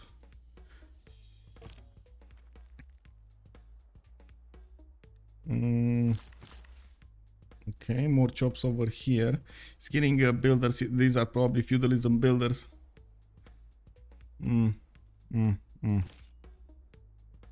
Anyway, he's probably gonna pass through the defenses of Trebizond in the south. By the looks of it, he's gonna manage to triple hit this Byzantium horse, and that should go down. Quadruple hit actually with the archer. It's 40 strength against 47. This swordsman is 49. I do see the upgrade button of men at arms, but he does require 75 gold apiece, which of course he doesn't benefit yet from mercenaries. We do have AlexisKrempp getting his mercenaries, and by the looks of it, he's gonna take down Cinguetti before he's gonna go on attack against Cree. We do have Opera 357 next to him with 45 science and 44 culture. So honestly, even if we have like so many wars, they're still fighting with sticks and arrows rather than anything else. Ataka Potsako got taken back. FloppyFloNG just lost one of his swordsmen doing so, and of course gave the opportunity for Byzantium to actually get his general back. Oh man, he can actually push his general back in Tracopan. Why is he not doing this? Hello, Nearbird? Click general. Click. No? I guess he's afraid that he's gonna lose the horse, but he's also probably gonna overtake the units of Aztec if he does this. Taking away a +5 from your opponent is massive. I also notice we don't actually have Byzantium with a military alliance. What happened here? Or did this not change? Did the screen, the drop down did not change? What's happening? I mean, Aztec never finishes the Wallstone, and Zulu went audience. Yeah, he did. He's 2 turns away from finishing, actually. Oh, toilet was. Okay, kick. Now, Basil lose city, then Basil gets +5 and city limits. Yes, exactly. As long as this city is the dominant region of Basil, whenever he's gonna lose it, he's gonna get a +5 from Crusade.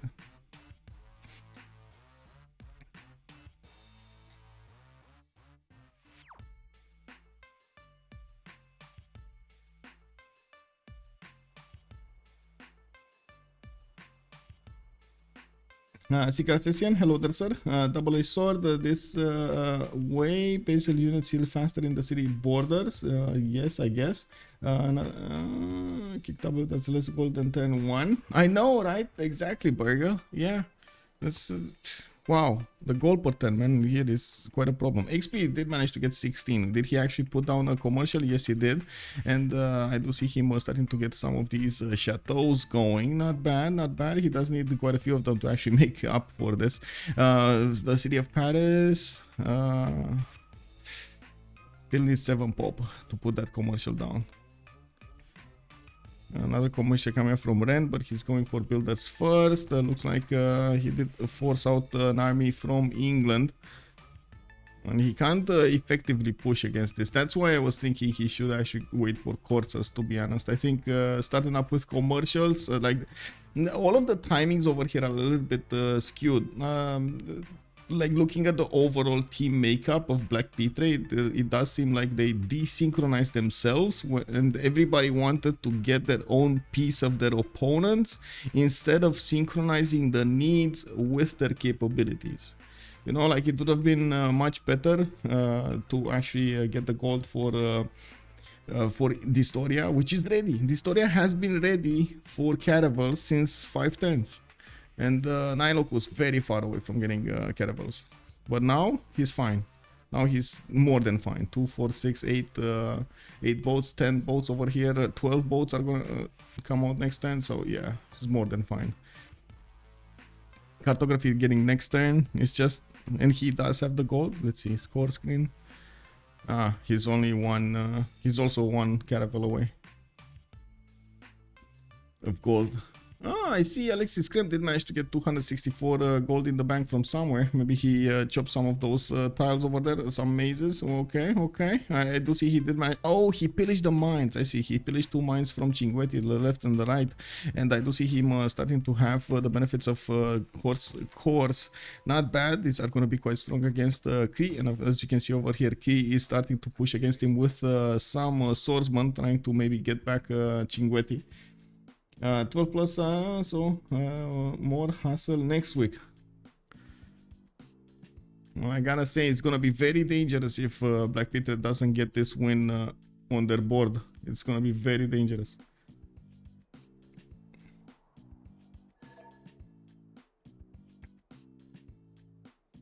So only silver only ever spawning in Tundra makes 0 sense. World's biggest silver mine was at Cerro de Postolsi in Colombia, and it was a little mountain of silver. Yeah, I don't understand why it's only in Tundra.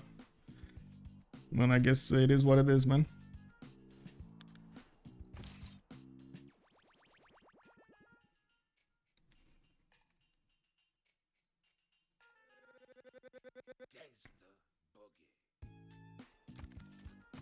Oh wow. Kick. How many turns until the next era? We got 6 more turns until the next era. Group standings? Sure. Give me a second. Where was it? I know I had it up somewhere. No? Okay.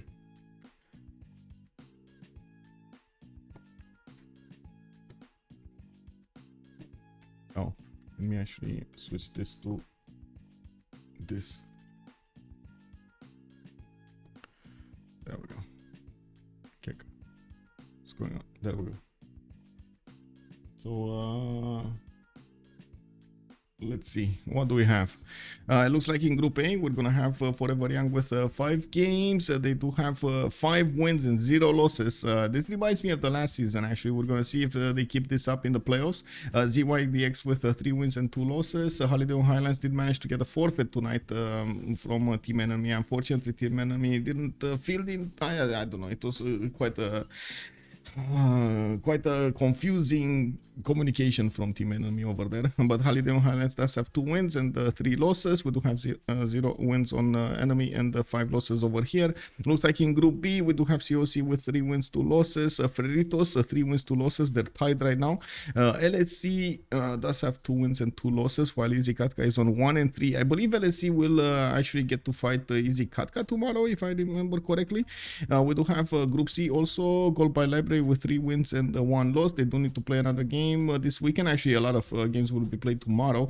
We do have GBL going against Shacum Porsoa, and so yeah, Ulysse with 3 wins and 1 loss. It's at the tie for the first there, and Shacum Porsoa with 2 and 2. Not Hyena on 0 and 4. In Group D here, the group that we're seeing this game being played, Civ Australia is with 3 wins and 1 loss. We do have BlackPitre on 2 and 2. 2 Vimontingo on 2 and 2, and it looks like 12 plus is 1 and 3. So if 12 plus does manage to get this win on the board, it's going to be 2 and 3. Just as they're going to tie BlackPitre on 2 and 3. They're going to tie them. That's a problem. That is a problem. Yes, that is a problem. Tuvi Montingo over here, depending on what they're going to do tomorrow against Civ Australia, which is going to be the first game of the day, we're going to need to see if they're also going to be 2 and 3. So we might actually have triple tie next week. It kind of depends on this game. Really depends on this game. And of course, tomorrow's game. I do see BBG reducing desert size in map generation and Mali being constantly banned, so maybe that's why we don't see desert silver as often. Yeah, I guess so.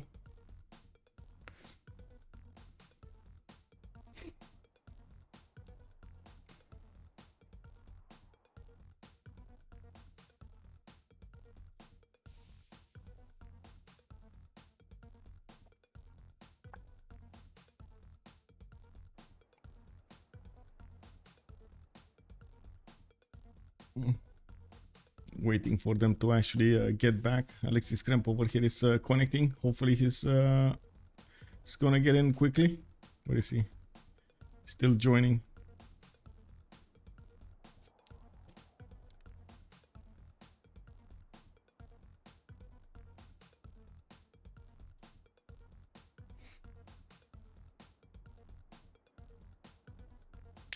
Quadruple ties content, yes, plus.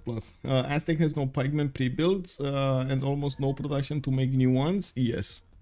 Yes, he might get bopped over here. I'm actually a bit surprised about the timings. And honestly, gold is making such an important factor in this. He does have meta times technology. He can't upgrade a single meta times.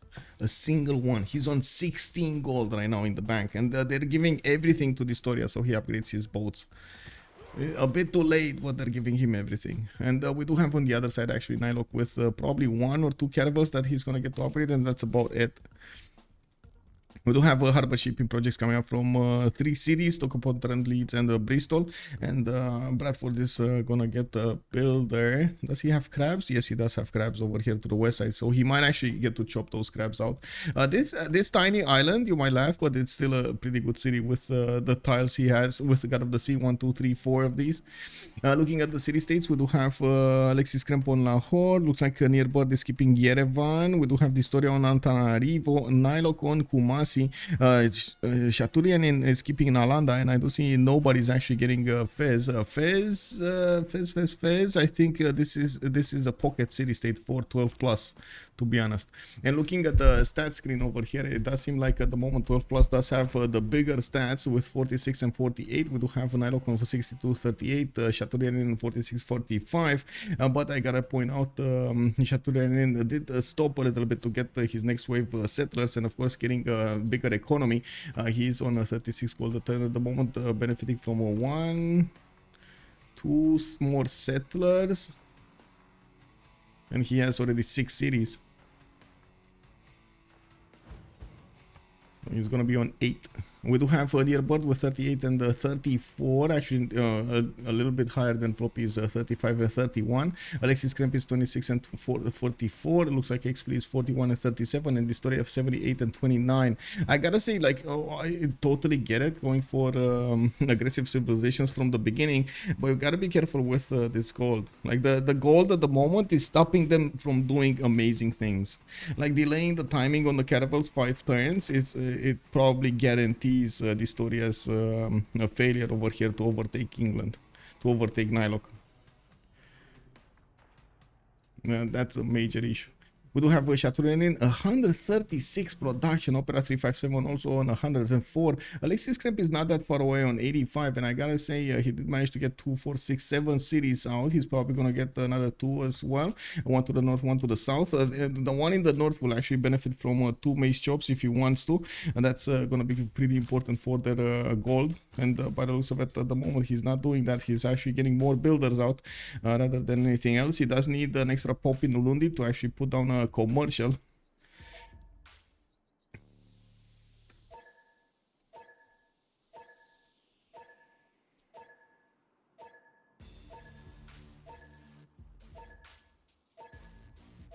Just doing the countdown really quickly so they can actually synchronize their ending of turns.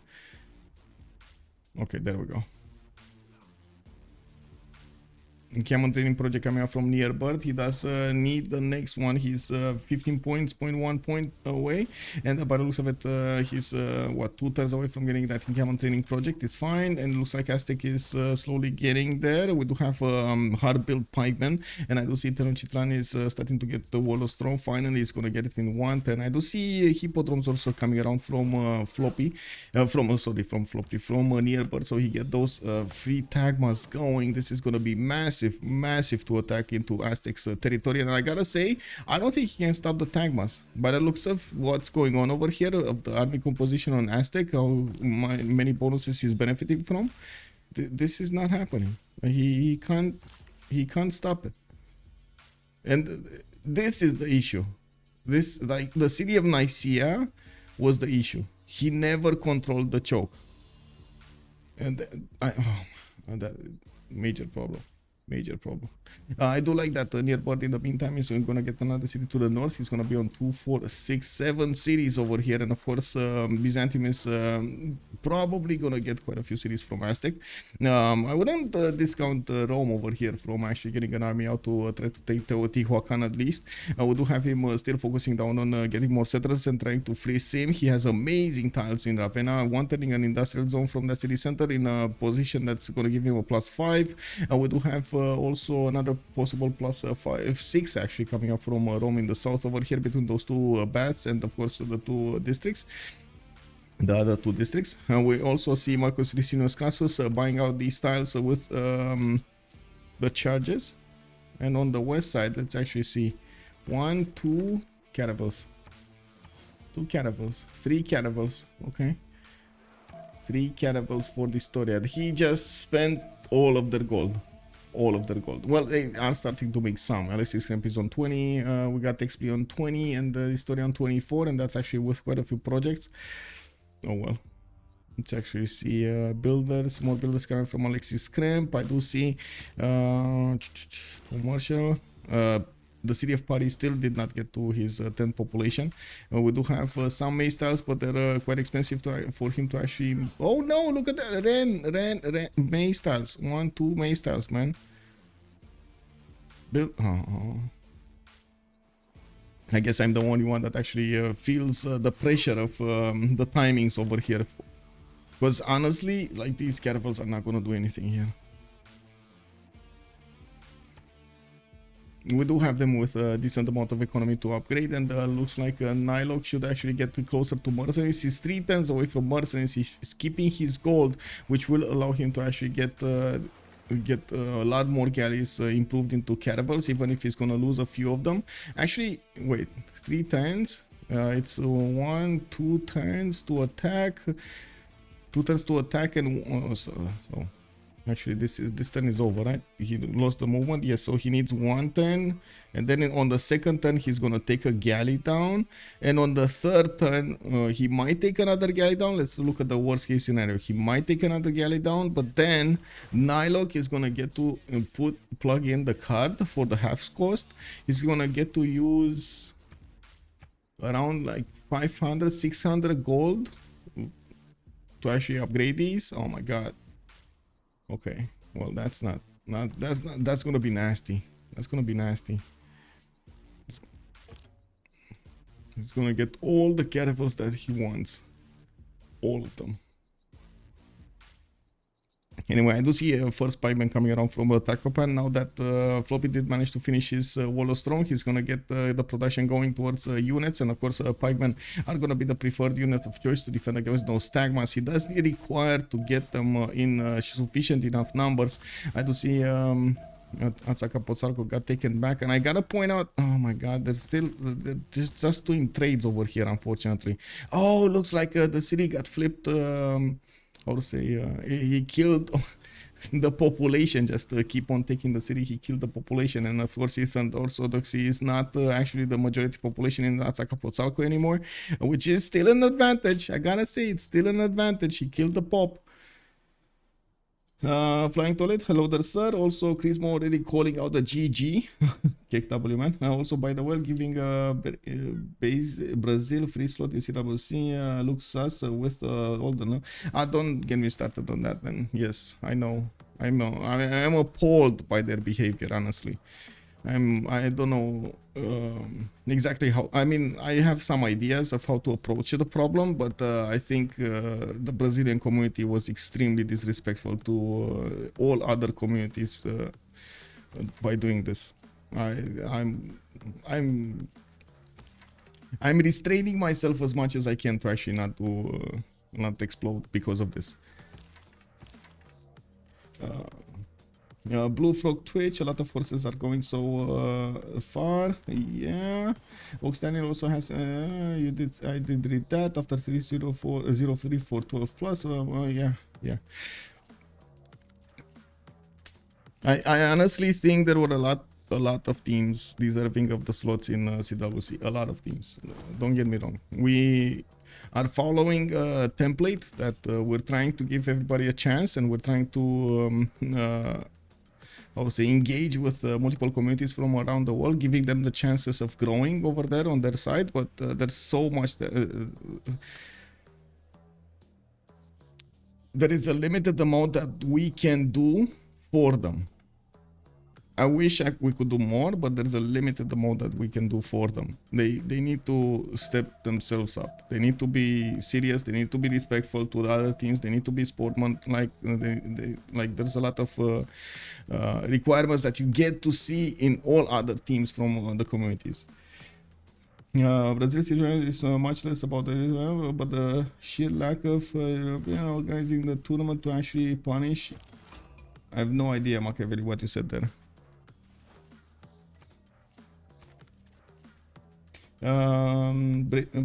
Basil into Aztec, Rome Sim, England versus England into gold. Yeah, well, we do have dISTORIA managing to get into the line of galleys of England over here, and by England against England kick. We also see Xpli starting to push through the defenses of England through the northeast, and by looks of it, the choke has been open over here in Liverpool.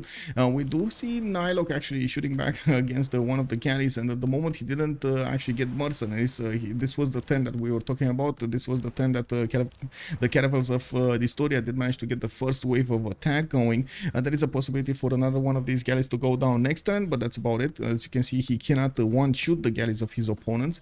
He can double shot. Maybe there's okay, maybe 2 galleys will fall next turn, to be honest. NiLocC is 521. It looks like he's gonna have actually 800 gold, or more than 800 gold for him. So like he can upgrade 10 caravels next time, and he has 2, 4, 6, 8, 10, 12, 14, 16 galleys. Even if he loses 2, he's still gonna have 14 to upgrade next time. Hello there, Ezekiel. How are you doing, sir? Why did Aztec start Holy Site? He wanted to deny. I think this was another major mistake over here. Instead of going for commercial, he went Holy Site, and he never got the production to make a religion, which just slowed him down a little more. If he would have managed to get many times to actually try to get back Azcapotzalco, I think he would have been in a much better spot, but he never did that. So yeah, it is what it is. We do have the pikeman also with a decent amount of strength to attack into the horses. By the looks of it, that also was an option for him to go for. I'm pretty sure there was no incentive for Byzantium to actually go for anything else other than horses into Tagmas.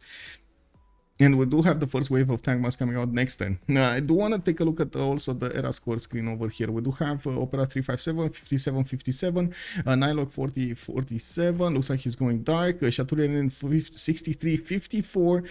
We do have him securing his golden age. It looks like Nearbird is going to be on 71, 73. He secured his golden age as well as getting 2 tank mass right now. And looks like he's building some more from the others. Oh, 3 tank mass. Okay, 3 tank mass. 3 tank mass. Where's the general? Well, what happened to the general? Hello? Oh, there we go. El Cid. He can actually move it in Azcapotzalco. I want to see the bonuses. Come on, man. Okay, okay, it's pretty good. We do have AlexisKrempp also 10 points away from getting a golden age. Looks like he's pushing hard into Cree over here, and in the meantime getting a massive wave of builders. He's just going to improve a very little bit of tile of his land. He's also going to get quite a few chops over here, and I'm actually quite curious what is he going to use them for. I do see a trebuchet appearing to the south of Nongoma, and he does have Shunsu helping him out. Holy Site projects coming up in Chinguetti, while his horseman cores are doing quite a bit of damage. They're not sufficiently big in numbers. We do have Xpli also securing his golden age, 50 out of 48, trying to put a few more commercials, and I do see him getting his builders next to the main styles, next to the main styles, but not actually getting them. And that's it. The attack of dISTORIA is over. We got 64 strength against 68, massive number superiority coming up for NiLocC on the seas. And we do have already upgraded 2, 4, 6, 8, 7 boats, and he still has some more over there. And well, he kind of ran out of gold. He didn't get all of the gold from his allies. He could have upgraded at least like 2 more. Walls against tank mass, 1 health for long. Yeah. Especially if he's gonna start losing units and the city will get converted, right? Yeah. Well, looks like the encampment is gonna survive a little while longer. Azcapotzalco got converted back to the dominant religion of Eastern Orthodoxy. We still don't have a religion coming up for... Oh, there we go, he's getting it. Oh, wait, did he secure Golden dISTORIA? No, he went dark. He went dark. Okay, he wanted to get Dark Age. Well, Golden Age coming up on Opera 357. It looks like NiLocC did go for a Dark Age. I'm pretty sure he's gonna use the +5 card. We do have Shaturyanin Golden Age, Nierberg Golden Age, so 3 Golden Ages here with 1 Dark Ager. AlexisKrempp Normal Age, and that is quite unfortunate. He couldn't actually get the necessary points to get there, and it looks like he is trying to get a wave of commercials. They realize the gold issue is a bit too much for them, and it's what's keeping them from actually winning the game much faster. We do have impies starting to come out of the series of Zulu, and of course AlexisKrempp is gonna get to use them successfully against Cree over here. Opera 357 doesn't have a major advantage when it comes to the science and the culture, but I'm pretty sure he's still gonna get to men-at-arms by the time these impies are gonna get there. If he didn't get already to men-at-arms, no, not yet. Now we do have also Nierberg, the Pen Bash and Voice Golden Age this time, getting his tank mass going against his opponent. Okay, AlexisKrempp Normal Age, Xpli Golden Age. Did he choose something? Not yet. FloppyFloNG Dark Age, dISTORIA is Dark Age, and by the looks of it, he's getting pushed very hard by his opponent right now. We do have NiLocC starting to push him back into his territory, and I gotta say that weren't that many prebuilds for England. He has another 5 boats, while already England, NiLocC has number superiority on what he upgraded. And looking at the yields tab over here, the gold is just not there. 20 gold a 10 for dISTORIA, FloppyFloNG -13, Xpli is on 31, and AlexisKrempp is on 2 gold a turn.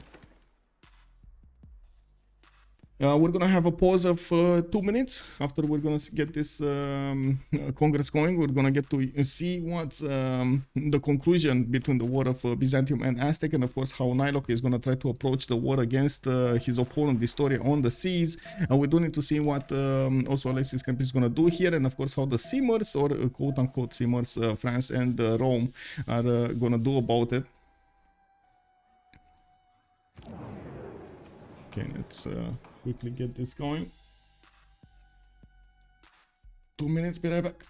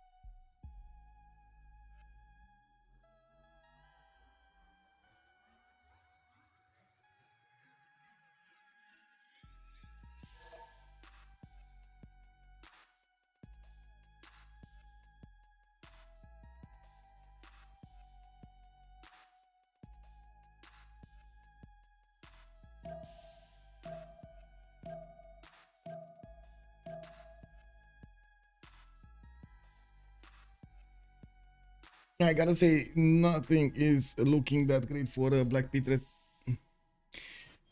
Conclusion, all will be decided. Yes, I do like that Xpli is starting to build up a few knights, having stronger units against England against NiLocC is going to matter quite a bit. We do need to see if he's going to get them in sufficient enough numbers, and as you can see over here that he is trying to chop out those main styles, so he gives as much gold as possible to dISTORIA. On the seas over here, dISTORIA is going to get to use it. I think BP is done for. After Floppy dies, they will lose Diplo. Yeah, we'll see. Byzantium is starting to put those tank mass on the battlefield here, and by the looks of it, we do have a few pikemen coming around from Floppy. Now, I'm pretty sure Byzantium is going to start getting crossbows, and that's exactly what he's doing. He's gonna get the gold from his teammates to actually help him out with that, and of course we're gonna start seeing them chew through the pikemen quite strongly. I don't see one that I can actually show you the damage counters, but you can see even the archer is doing quite a bit of damage against the pikemen, and it's from afar. He's not taking anything on return. Let me actually take a look what happened here. Catherine de Medici, international trade round sent -4 gold. Oh my god. Okay, they're actually still going for the gold per turn here. Wine, no amenities. And 2 diplo points on dISTORIA. Wait, did he just lose his only point of damage? Yes, he just lost his only point of damage. No more luxury bonus over here for Aztec because he's not getting amenities from Wine. Kick W, man. Zulu is negative GPD of Congress. Yes, he tried to get some trade routes going. Now he's losing gold. Oh no. Still no commercials, no more commercials coming out from Ulundi. He needs 2 more turns to actually get that city to a 7th population. I do see Boraiwa also needing 2 turns. He's trying to push his opponent, but not actually having that much of a success against Cree. And of course, we do have Cree crossbows out on the battlefield. They're starting to chew through the scientist points quite fast. And I do see Shaturyanin is also getting 62 gold a turn. Pretty big for him. Second Penbashan voice coming up for Rome. 2, 4, 6, 7 cities, 8 cities soon. He's creeping closer to Aztec borders, while he does have 64 science and 84 culture. They're just gonna clean up at some point, Floppy. It's just a matter of time, to be honest. Now we do have Pembrashian voice coming up for Opera 357 with 56 science and 56 culture. He still keeps being ahead of his opponent there. I do see the production screen. AlexisKrempp is well, being competitive, I would say, with Opera 357 on Cree, while of course the 2 armies are actually facing each other on the battlefield. We do need to see if AlexisKrempp's production is going to be on point on this one. Using Incandas, using barracks, he can add more points to these units. And of course the extra experience acquired is going to be a bit better. We do have England actually upgrading a few more of these caravels. I see 2, 4, 6, 7, 8 coming up from dISTORIA, while he's starting to get his quadrims pre-built. So we don't have actually the same thing coming up from NiLocC. He's not getting his pre-builds going. They did open up the Great Terminals, and of course I do see, let's see, oh my god, dISTORIA got them all. Lol. No, not all. Isun Sin is the one with the ironclad is over here. So we do have Rajendra Kola, a free privateer. We got Zenghi, free trader. We got Leif Erikson and Himerius showing up for England. That's not bad actually. Who did manage to get the core one? Or nobody did get the core one? Nobody got the core one. The fleet one, I mean. Okay. Another extra trader coming up on Rome. He did manage to acquire the merchant point. Okay. And Xpli coming up with trebuchets. I do see him getting Hannibal Barca over there deployed in Marseille actually. Intelligence agency coming up in 6 turns from the city of Paris. And I do notice Xpli is 1 turn away from Castle, so he's gonna get a free spy. We do need to see if he's gonna manage to get the second promotion on those spies over there. And of course, when is he gonna get that? Horses are coming up from Bordeaux, and I do notice he did manage to improve a few of these chateaus. Actually, I don't know what this chateau is doing here. This kind of feels like it's a waste of a tile, of a builder charge, to be honest.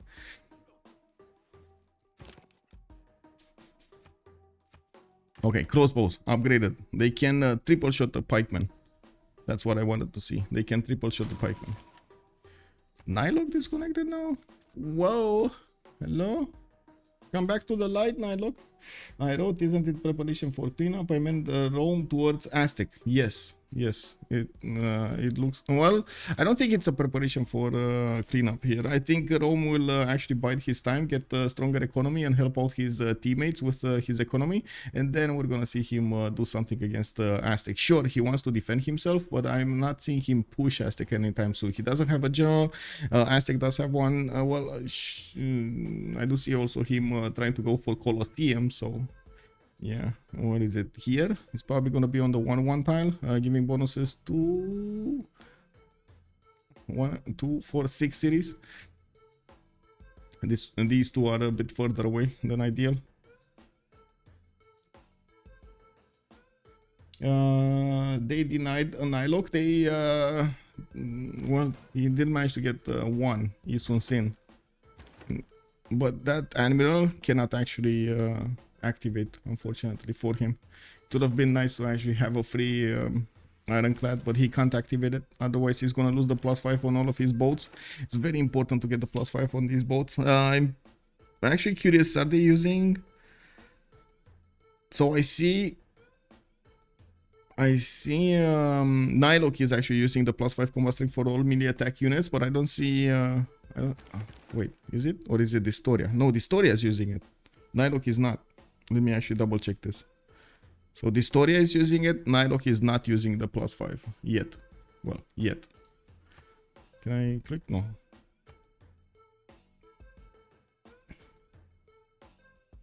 Yeah, exactly. Rome can anytime. But I think it's more important actually for Rome to get more cities out in the sim over here. Try to get to a higher technology and push Aztec when Aztec can't do anything about it. Usually you do want to get like 2 technologies over your opponent to actually guarantee a faster takeover of an empire rather than fight on very, very close technology units. So I'm referring to, you want to attack into horses, you get cuirassiers. You want to attack into coursers, you get tanks, and so on and so forth. That's basically the moment when the damage difference becomes way too much for the defender to handle.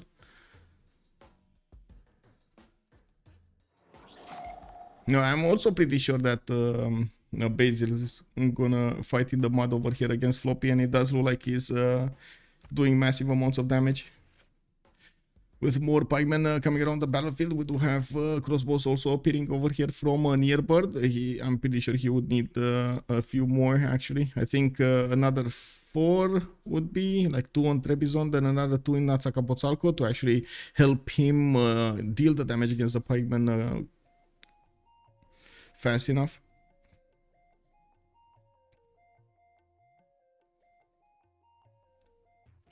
Just compare land Civ production. Zulu is negative GPT, yes. I think BP is down. Okay, I think I caught up on the comments over here.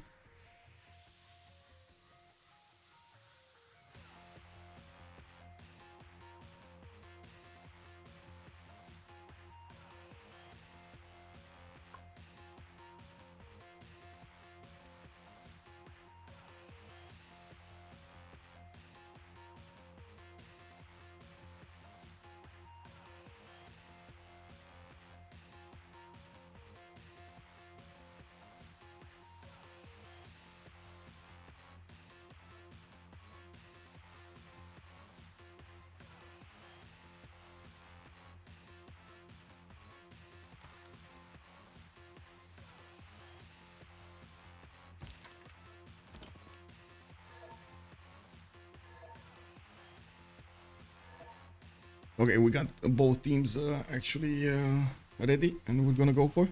We'll go for industrialization as Rome, total free sim. Yeah, probably. Okay, we do have Floppy actually pushing into one of those. What was it, a horse? And got the tile, but I think he's gonna lose a pikeman for it.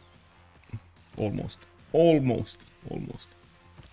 It's still there, still alive.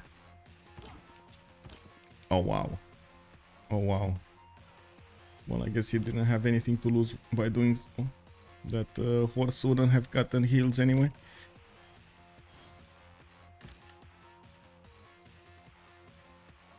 Okay, let's see. Level 1 spy coming up in France.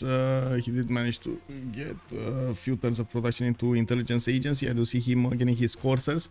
Looking at the economy over here is in, oh my god, in shambles. They still did not manage to get more economy than they had like 20 turns ago.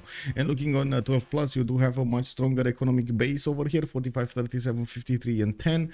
And we do have Shaturyanin jumping up to 214 production, while Opera 357 is 151. Now we do have two members of 12 plus significantly ahead of their opponents here, with AlexisKrempp actually getting the benefits of 138, and we do have dISTORIA 124. Looks like Zulu is using that production to get a few more settlers out, one to the north, where he is going to get to chop two of these Maystyles to get some more gold. We do have markets coming out from Akusuka and Kangela, trying to get more of an economy going, and of course try to get out of this hole that they dug themselves in. We do need to see if Floppy will actually manage to get the damage done against Byzantium. Or Byzantium is just gonna walk all over him. I do have to point out these tank bus are coming up free from the hippodromes and from the arenas inside of them, so it's quite easy for Byzantium to get these going. I do see Byzantium does benefit from 57 faith, but now he went into a Russian voice and will upgrade his religion soon. Let's see, he just got an apostle. I'm actually curious if he's gonna use this apostle offensively, or is he actually gonna evangelize. Bulgal, I can imagine dISTORIA not being amused about France gameplay. Yeah, I guess. Yeah. Well, we do have a few courses coming around over here from Xpli, and I'm very curious why he keeps on wanting to get this attack going. I'm very surprised about this, honestly. Like, economy is way more important at the moment than any courser attack. I don't think he can actually do anything against NiLocC even with those units. I do see NiLocC getting machinery one turn. He already has the courser upgrades. He's gonna get maritimes over here, and of course I'm pretty sure with machinery he's gonna get archers. I do also see him 2 turns away from getting exploration. He's gonna get the press gangs card, and we do see him at the moment with the Harper shipping projects coming up from London and Manchester. He definitely wants to get Santa Cruz, which is not that far away. I gotta say, he's 9 points and he's 9 points per turn with 63 out of 155 right now.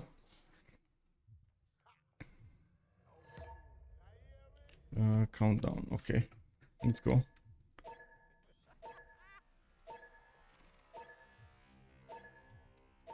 Now we got some attacks over there from Zulu.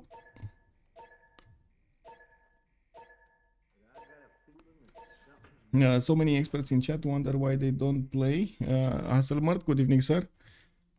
Don't be rude, bro. Don't be rude. Everybody has his opinion, and it's good. That actually starts up debates, and I'm actually quite happy to actually see different opinions flying around the chat.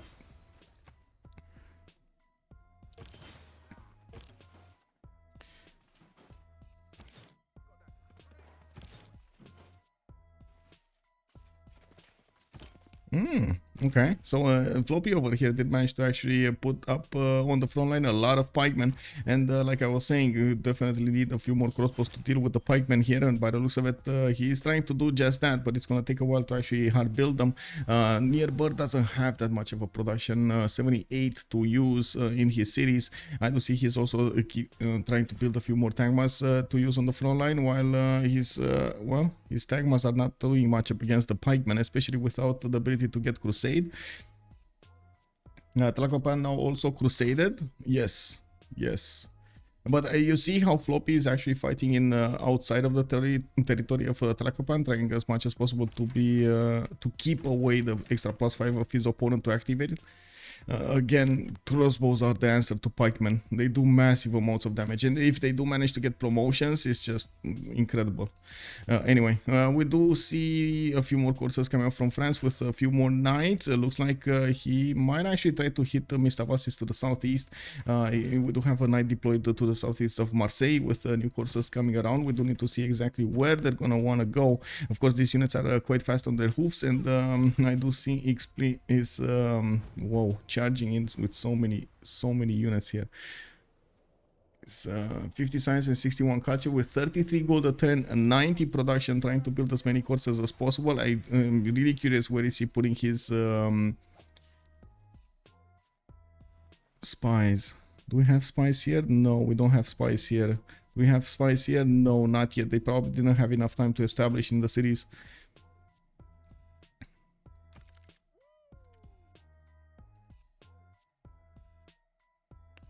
It's just like pro sport fans. It's fun to cosplay the pro game. The majority of sportscasters and analysts haven't played pro before. I'm gonna tell them, yeah, kick.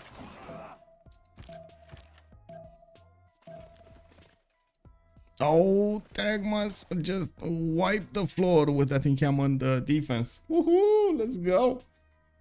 Also, you create design valid opinion that point out people's mistakes. There's a difference between pointing out people's mistakes and how to say shaming them. I don't like shaming people. I like pointing out mistakes, and I also do that a lot of the times. I like point out mistakes and what could be done better. I like constructive criticism. I do see campuses coming up in Rennes. I do also notice Francis upgrading these courses to the southeast, so it does look like he's gonna try to attack Cree from the south. If he does manage to take Mr. Vasis or even going to Mr. Sipik, he's gonna open up another front line that Cree will need to handle. I do see intelligence agency coming up from Xpli in 2 turns, and of course we still don't see the spy getting in either English territory or Cree territory. Any chance to win double team Cree? It looks like that's gonna happen. At least that's what they're gonna try to do over here. They do need to secure a bit more gold, and it looks like AlexisKrempp with the new commercials and of course the traders that he's getting is starting to get a bit more gold. He's still trading externally over here, but I think he's trading to England by the looks of it. He's trading to Portsmouth, so he's getting the more, yeah, he's getting the gold over there. It's almost like eyes and brain are just for the SDKHN. Hello there, sir. Milamber, good evening, sir. Yes, plus. Constructive criticism is the best way to become better at something, indeed. Also, Maktab Darbondi, good evening, sir. How are you doing? Moonstrath, also hello there, sir. Good evening. 30 seconds in Romanian. Oh my god. Ooh. Okay, 30 seconds in Romanian, let's go. After this comment, so Patriotov, Cree have a lot of mines. Yes, Cree does really have a lot of mines for gold over here. A lot of mines. Ok, so 30 seconds in Romanian. Avem în fața noastră un match între echipa 12 Plus venind din Rusia și echipa BlackPitre care provine din Franța. Vedem cum echipele se zbat să poată să reușească să răzbată în acest război. Pe partea de est vedem cum națiunea bizantină reușește să atace unitățile Aztecului și din ce în ce mai mult ajunge aproape de orașele lui. O să vedem cum războiul de pe mare o să reușească să evolueze. And that's about it. I'm sorry. Yeah, I mean, yeah, it is what it is, man. It is what it is. Well, basically what I said is we do have the two teams showing up in the, well, I didn't say the CWC, but still showing up in this game. 12 Plus coming up from Russia with going against the BlackPitre coming up from France. We do see the two wars shaping up over here, and both teams are trying to win against each other. BlackPitre is defending over here the Byzantine nation that is trying to push Aztec, and slowly but surely Byzantine is getting to the Aztec cities, while on the west side we're going to need to see how England will evolve, how the war on the seas will evolve. That's what I said. What is 30 seconds in French? Oh, I'm not sure if I can, if I'm able to do that, man. Can you check text? Looks like Cree is tech plus production. Let's actually see text over here. Yes, sir, we can. Seb, kick W, man, kick W. Where is he on the text? So NiLocC is 7 turns from square rigging, and he's getting a few CDOs out. This will definitely help him out do the damage against England from afar. We should see if England will manage to get his own. Yeah, there we go. We got CDOs coming out from Bradford and Leeds and Stoke-upon-Trent. And that advantage of production on the coast might actually give dISTORIA, or should give dISTORIA a bit of an edge over here against his opponent NiLocC. Only 2 cities are available to actually get this going, and as you can see, NiLocC is trying to get some advantages from his remaining jobs. He still has these 2 jobs that I can see, 3 jobs in the city of London to try to get these going, with 2 jobs coming off in Manchester. In other news, we do have here Bird 3 turns away from getting military engineering. Looks like Opera 357 also getting men at arms next turn, with military tactics showing up over there in 1 turn. Okay, I do see AlexisKrempp is 2 turns away from stirrups, and by the looks of it, he's getting his first impies on the front line. Now he's gonna need to fight against swordsman, and he doesn't have enough of a number, but these crossbows are gonna do quite a bit of a splash here. To be honest, I say that, and then I look at the damage, and it's just not that much. 60 against 70 swordsman. That's a 70 strength swordsman. Oh my god, that actually probably has the Tortoise promotion. Yeah, he does. FloppyFloNG 6 turns away from getting gunpowder. He does require the niter, and by the looks of it, we do have him generating niter, just as Xpli and dISTORIA are generating niter. Okay, machinery coming up next turn also from Xpli, and by the looks of it, they're asking for a relobby to fix the desync. I also show Roman coastal cities. Is he preparing to build statue? Let's see. Roman coastal cities. Doesn't look like. He's also kind of far away from statue, but yes, he could in these cities. Let me see, where is the city with the most shops? I guess if he gets a city over here on the iron tile, that's gonna have quite a bit of production. 1, 2, 3, 4 chops, 5 chops, 6 chops actually. Okay, we gotta relobby.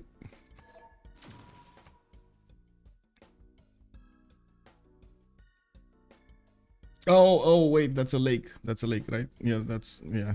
Check. I don't know why. Oh my god. Yes, you're right. Oh my god.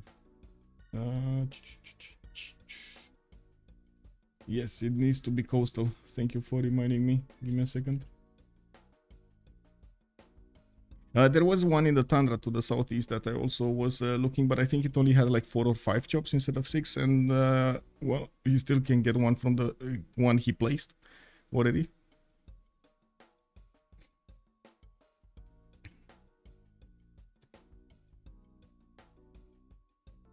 Why lobby? Because one of the players disconnected earlier. Who was it? I think on one side was AlexisKrempp, on the other near Bird or something like that, or NiLocC. Anyway, so they desyncs. We had desyncs every time. If I was on Rome here, I'd build only a harbor and industrial in that Mediolandum just to hand build the statue there. Ooh, hard build. Yeah. That's a long time. Maybe he can get some, how to say, engineers though. I think that would be much better, much easier, much faster. Anyone facing lags? No. I mean, tech count because of Cree 1 versus 2. If he's ahead, slow, no push, so Rome will shine. I think it actually. I would say it's gonna rely quite a bit on how Xpli is gonna manage to do the damage against Cree. If he does manage to take 1 or 2 cities away from Cree, that's gonna be quite important. It will also force Rome to dedicate some defenses on the west side, so he doesn't get pushed by Catherine de Medici.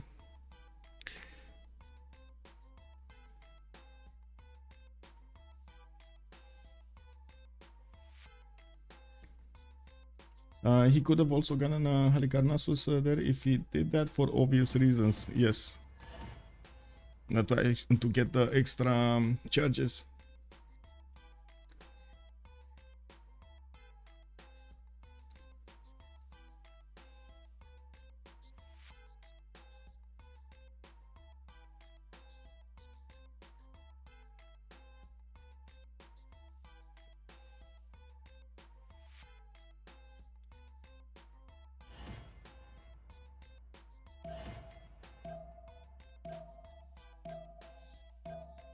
Okay, we got everybody in.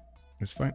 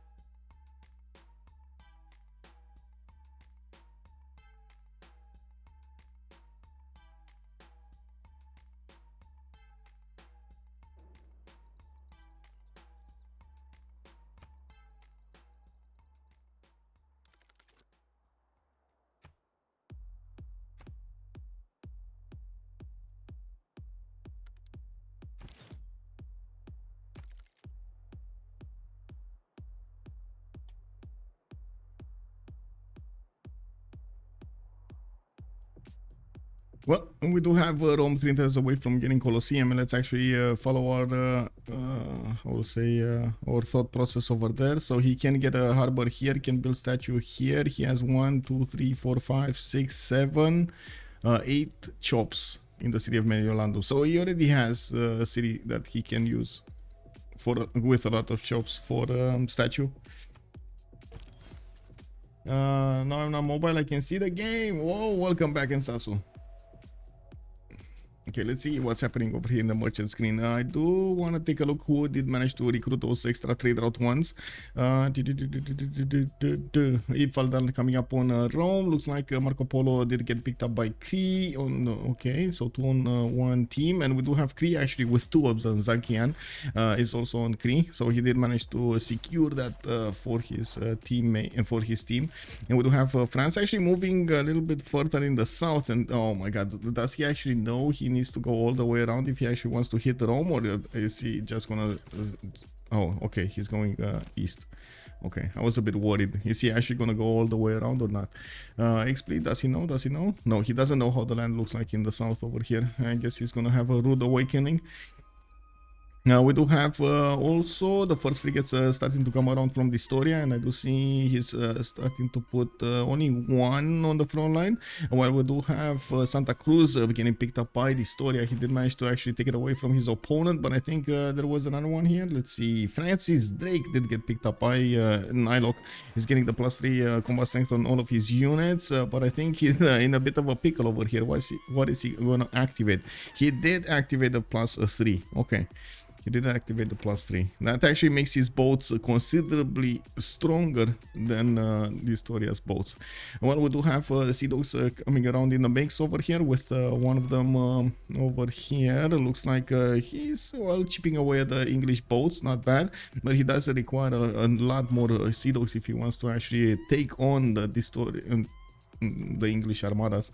We do have 2 more Sea Dogs coming from Bradford and Leeds, and I do see another one from Stoke-upon-Trent. Armagh is trying to get another settler going, and of course in the inner cities, Plymouth, Preston and Portsmouth is trying to sim a little bit over here. He did manage to get a religion earlier with Zen meditation and stewardship, and he does need to actually spread it around. He recruited 2 of these missionaries, and of course we're going to need to see him get that going.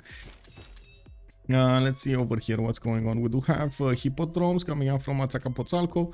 Looks like he's going to get another free Tagma over there. The pikemen did manage to punish the Tagmas considerably, so he moved them back. While we do have the crossbows starting to get promotions. Unfortunately, they're not sufficiently strong in numbers though.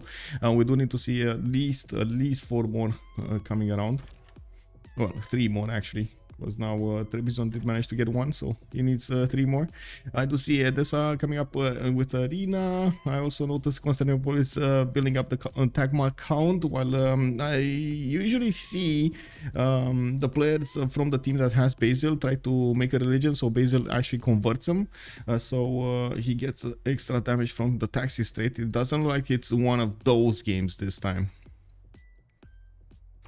In the economy screen, we do have Shaturyanin with 113 points of gold. He's actually making more gold per turn than the enemy team combined with 268 production points. And I do notice he's 99 science and 110 culture. We do have also Opera 357 on 100 science and 75 culture in a Pen Bastion Voice Golden Age. About to get hit by his opponent. He doesn't actually have visibility on the west of Mr. Vasis or in the south of Mr. Vasis, which might come as a surprise. Is Hong Kong being held by anybody? Yes. Opera 357 might actually have the vision on this. Let's actually take a look. Opera. Yes, he does. He sees the French horse. He sees the French horse. This might actually ring some alarm bells if he sees this, because unless you actually get to take down Hong Kong, you might not see this coming. And the Opera 357, well, is he gonna check his south or not? We do have quite a few courses coming for him, and knights 2, 4, 6 courses and 2 knights with a general. What is France's vision? France's vision is this.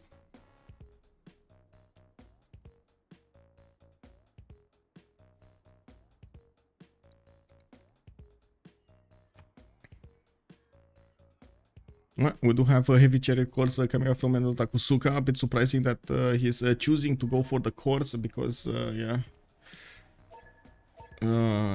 gold is still an issue for them. They did not solve that issue yet, and we're going to see how fast they can actually get the gold generation going. At the moment, dISTORIA is on 31. We got the Xpli on 20, and AlexisKrempp is on 32. We also have FloppyFloNG on -3. No worries, man. It happens to me a lot of the times. Like sometimes I get to like multitask, no problems, and sometimes I can't even spell a single phrase. It's incredible. Just I don't know. The hands are wobbly. It is what it is. Oh, second promotion on the crossbow.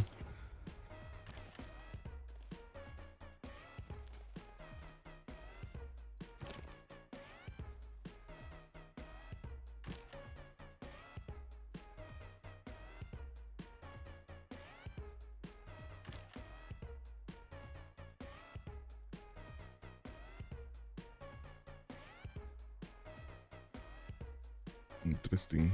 Okay, there we go. He got the message. He got the memo. He's heavy chariot core turned into a knight core. He just got enough iron so he can get it properly. He needs to hard build as much as possible here, to be honest. AlexisKrempp is on 170 production, so he has the production to work this. I don't see commercial hubs already coming out from him. I'm pretty sure he's starting to work his Diplo card here. Let's actually see. Merchant, no Diplo card. Oh my god. Okay, that is a bit surprising. Maybe he's, oh, he doesn't have it. He didn't manage to get to, oh wait, 4 turns away from actually getting there. Okay, that's a bit unfortunate. He didn't have internals anyway, so I guess, you know, it's not much lost. We do have him 1 turn away from actually getting an extra district slot over here in Ulundi, and I do see Bulayo did already put down his commercial. The next wave of commercials will actually get them the gold they need. Unfortunately, it does look like they're gonna stagnate significantly in the science. It's not uncommon that we actually see Zulu lower in science and taking on opponents double their size, but is this going to be one of those games? I'm not convinced yet. We do have actually Xpli managing to get across the river over here. I'm still very surprised that he's still staying in the vision of the Hong Kong archer. It doesn't look like Opera 357 did not notice this happening, so it's fine. It's fine for the moment. He's going to have a nasty surprise when these courses get into the city of Mr. Vasis and start pillaging every one of those tiles, not to mention try to get to Mr. Hisipik. Now we do have crossbow on course also coming around over here, trying to get going. I do see Ancient Walls finishing up in Chinguetti while he's gonna get a few chops going. Okay, 1, 2, just 2 crossbow on course. Interesting. Anyway, wait. Oh, wow. Yeah, man, the crossbow on core. The crossbow, the level 2 crossbow over here is starting to do massive amounts of damage. The pikemen, wait, weren't there like 3-4 pikemen? Where did they all disappear? Wow. Wow. They just died? Now these crossbows are going to be paper. paper thin. This the tagmas can take them down, the crossbows can take them down, the horses can take them down. It's just not ideal. Lost a pikeman. I think he lost like 3 of them, honestly. I'm pretty sure there were more there.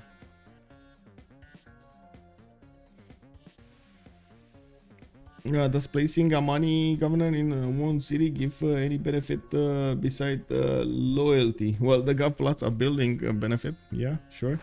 If you're talking about Amani over here, I think there was a how to say. There we go. You do get the city cannot be put under siege and gains +5 city defense.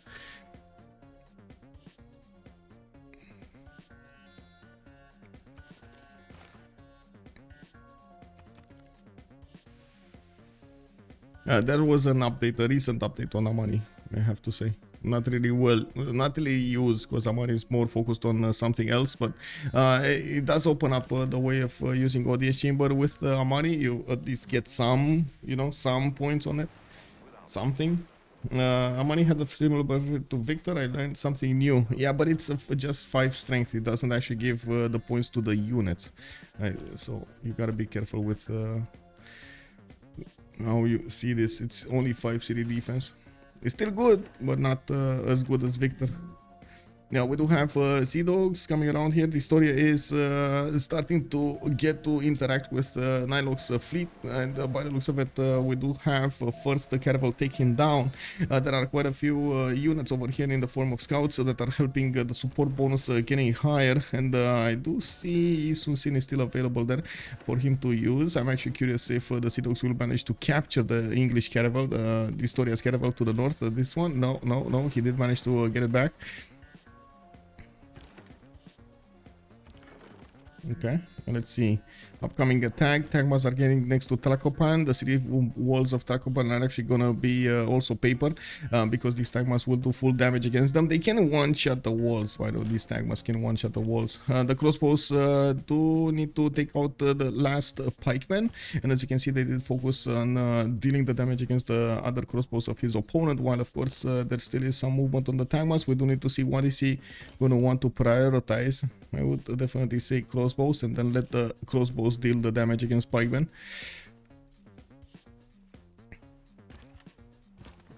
We need more crossbows, more crossbows.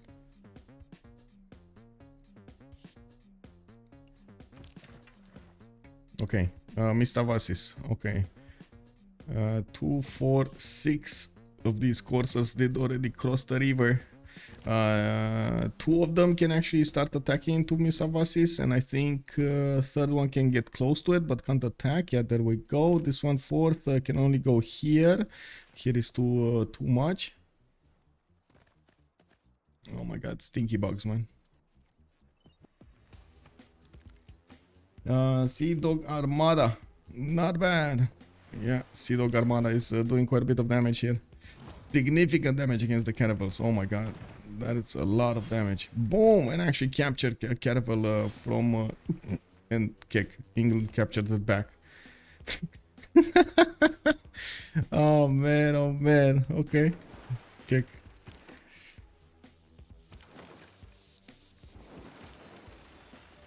Yeah, we do need to see these Sea Dogs actually getting stronger in numbers to the west, and it looks like Dystoria did manage to promote that caravel before it got attacked. The 2 caravels of NiLocC did not manage to do the damage they needed to do against Dystoria's caravels. It's a matter of tactics being used over here, but I gotta say Dystoria doesn't have a lot of caravels or that many to use.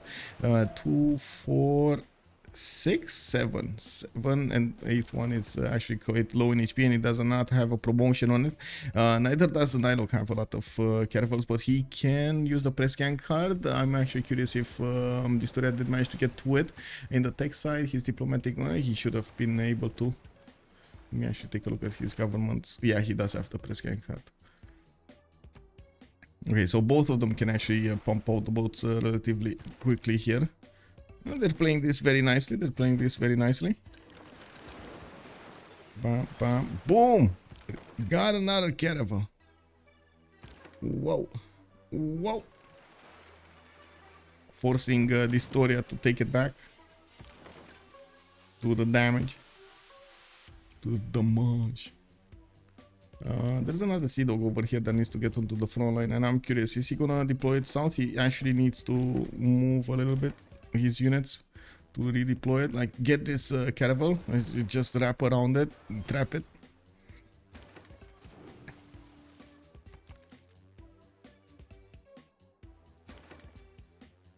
This caravel, even if it does have the +7 emblem promotion, it shouldn't have that much support bonus. These ones are very strong in the support bonus. They have, let's actually take a look, 8 support bonus, while this one only has like what, 4? 2, not even 4, 2 support bonus. Okay, okay, now it has a little bit more.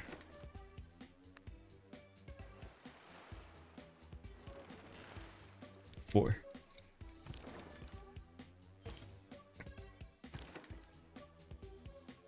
A bit of indecisiveness on NiLocC, I gotta say. Like not wrapping around these caravels. He doesn't know where the Sea Dog Armada is, so the Sea Dog Armada still didn't shoot.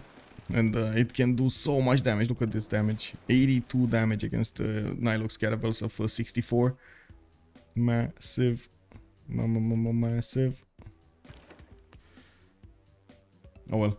Let's see. Oh, it died. Mr. Vasis did get hit, and it looks like the moment Xpli will need to deploy units to the south. He does have Muskeman technology, and he's going to upgrade quite a few of them to the west side. Opera 357 it did upgrade quite a few of them. Xpli is pushing into Mr. Hisipic from the south into Opera 357. And in the meantime, I do have to point out that he didn't manage to actually pillage all of these mines. He is going to get to pillage in the next city in Mr. Hisipic. While I do notice he's getting his hoofs on the mines over there. It's going to require a little bit of time to actually get the movement back.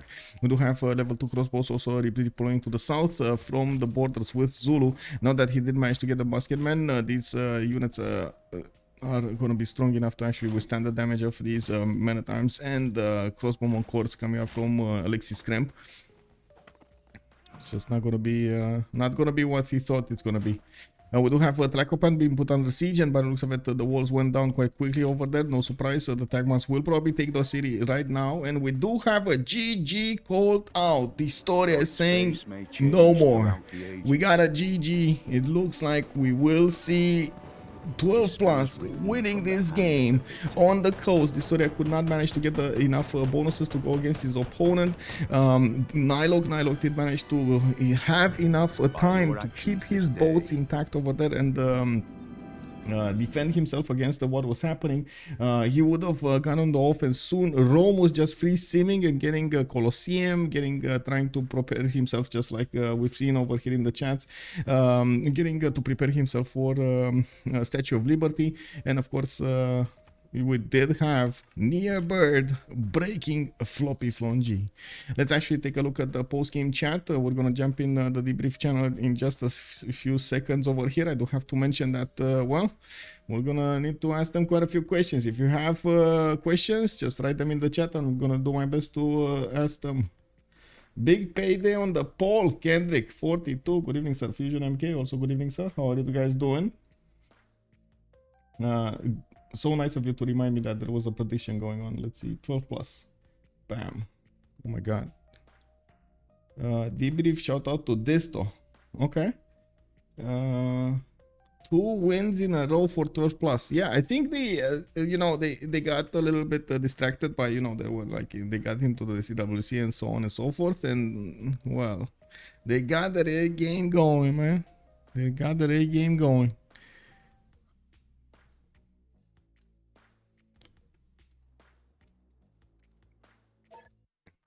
Just waiting for them to join the channels.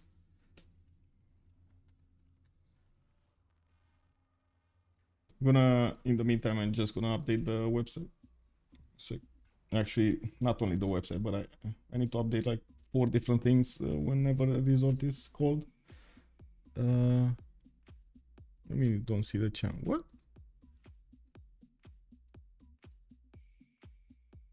Oh, they don't see the channel. Lol.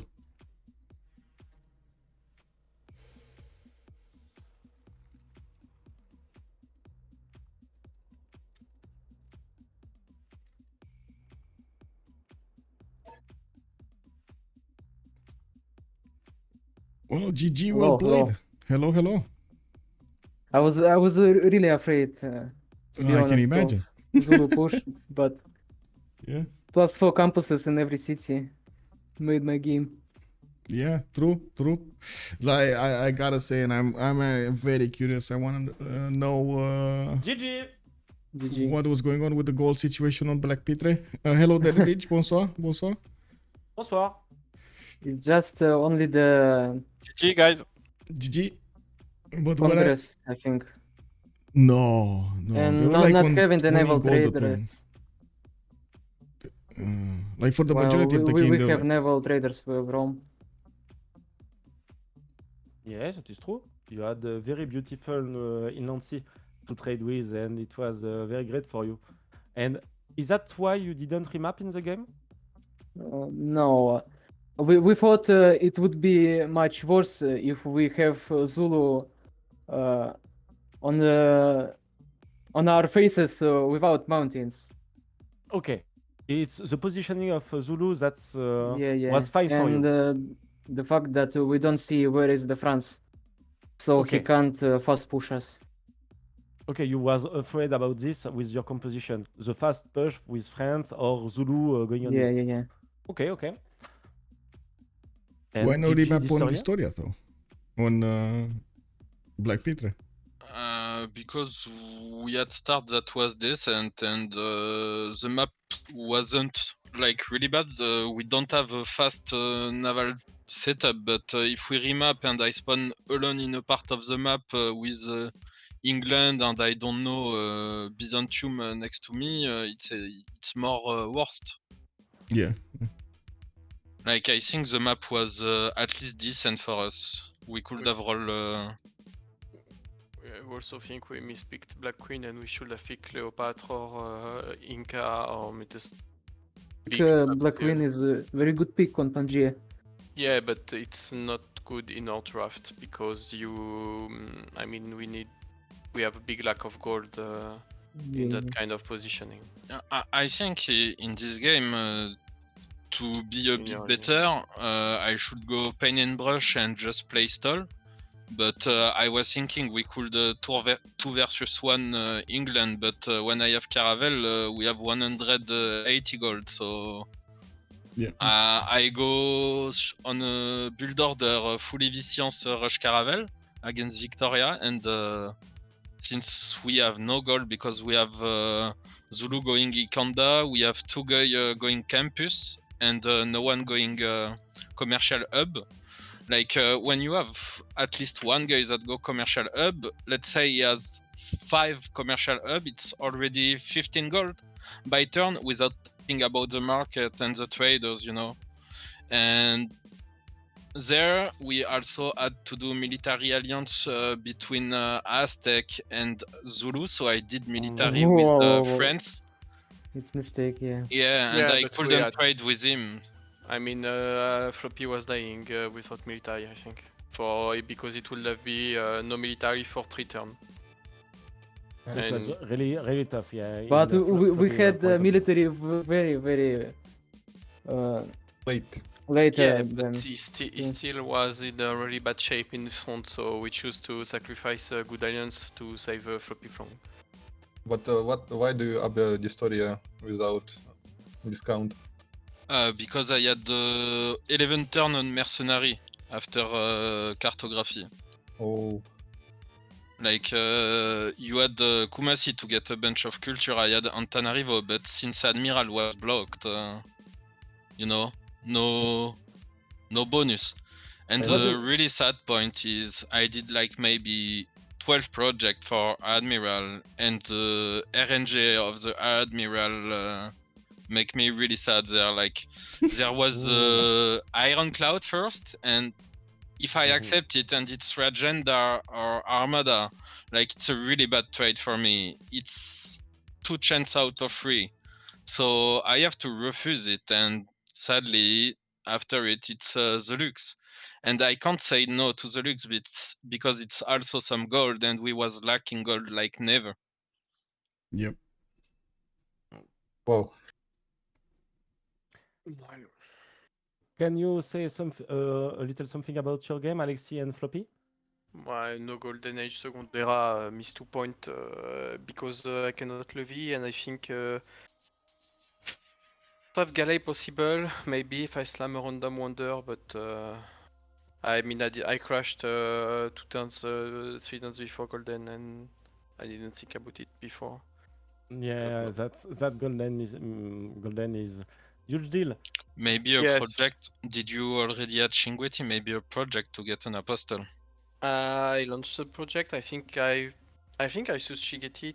I don't know if I could finish up the project. Maybe I missed that. But yeah, I chopped the get a Secundera General, chop the MP, do the. I think you did a game that was very okay. Still the golden age. Yeah, I was feeling really good until I missed Mm. Golden Age in the game. I was like, okay, I have good game. I think I can maybe pass Cree, but he had a really huge tempo, really big science and big culture early on. So choke. So I know I would have struggled to push, but I was hoping to pex crossbows and go ballistic and maybe get field cannon level 2, level 3 and pass on that point. But it will be too late in the game. Yeah, Anyway. and you are lacking a lot of goals in the beginning, so it's I it's very think hard for everybody. your game plan of the game plan of the team generally was not adapted to this map, and I'm still thinking we shouldn't have remap because position can be even worse. I agree And with you, Dystoria. I think you are very wise about saying this. I like think we had decent spawn, we had Aztec that was alone, but it's still Aztec. It's better than Aztec next to Byzantium and Roms, and like I was saying, steam between Byzantium and Vicky. If we have that, it's just lose on spawn. Just I think on this kind of draft, we can't just go double campus on everyone. We need to that go depends. our That depends a commercial. bit. I think you had something to deal in the early game with Byzantium and Aztec. In the early game, I mean, after turn 30, I think you can still go campuses on a lot of people in beginning of the game. Even if I think, like you, I think the most important part is, even if you have La Rochelle at the end of the game, I think it's too late. I think you have to create something in the goal making, and you are not creating anything. I mean, maybe lack of experiences of France about his role and what he can do on this game, because he had an important role between Zulu and England. He had a lot of space. He had a lot of doing possible and a lot of role possible in the game. It was, I think, hard game to settle decisioning on France on Xpli. I think it's my personal. It was really hard game for him. I think he actually we miscom when we choose game plan because he was expecting to forward settle Victoria and go fast pressure on him, so he went campus on that spot. But we realized after that the land wasn't pushable, and then because we have to play low gold because we have no resources to his land, he was complaining about his land lacking of tiles to work on his cities. Probably on Bordeaux. Yes, same for me. I have like 8 pop on some city and just 6 tile in my city to work. Like yeah, but you had decent land, guys, and I yeah, think yeah, we had good land. Just we are saying that the lake of gold make us have habitation, have population, not even working a tile because we don't have it in the city. That is true. If you are doing more goal, you can buy tile, you can do some more when you are playing audience, and that's what France did in the game. He could have done more, a lot of more things. I mean, to try to give you some goal in the game. I think we should have just play more defensive and just stall and sim both Xpli and me.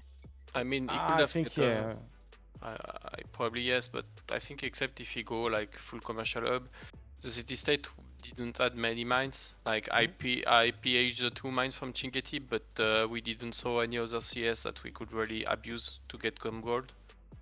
And Kumazi, Kumazi, Armag, they all had only farm. Yeah, That's funny. That's quite funny. so except from full up, I don't know what he can do to do more goals. Oh, I think Project. No. Jobs. I think just a better adaptation to the land, to see what he has to do in the game, even if he has low stats.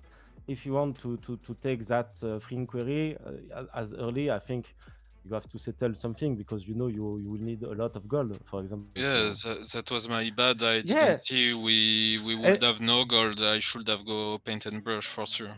And you are totally wise, and you are. I totally agree with you. You are right. But last but not the least, Floppy. What happened, Floppy? I don't, Shit game, huh? Shit game, dude. You want my debrief? Shit game. Yeah. Well, I want your mean, debrief I'll tell you. in No, your but point of view. Yeah. I'll tell you what happened in my mind. The Yeah. thing is, I have a good start for heavy science, so I can go quickly on down my country. Yeah, exactly. And the problem is, well, it goes back to the issue of our whole team, right? There's no gold anyways for me to upgrade this, so it's shit. So I think I delayed like 5 or 6 turns. I kept it at like 1 turn. Like when he takes my city, I could have upgraded for like 2 or 3 turns before, and it fucked me. And he had a lot of military compared to me and overflown me on the top. And the top is like, if he takes this, it's just indefendable for me. So yeah, a bit difficult.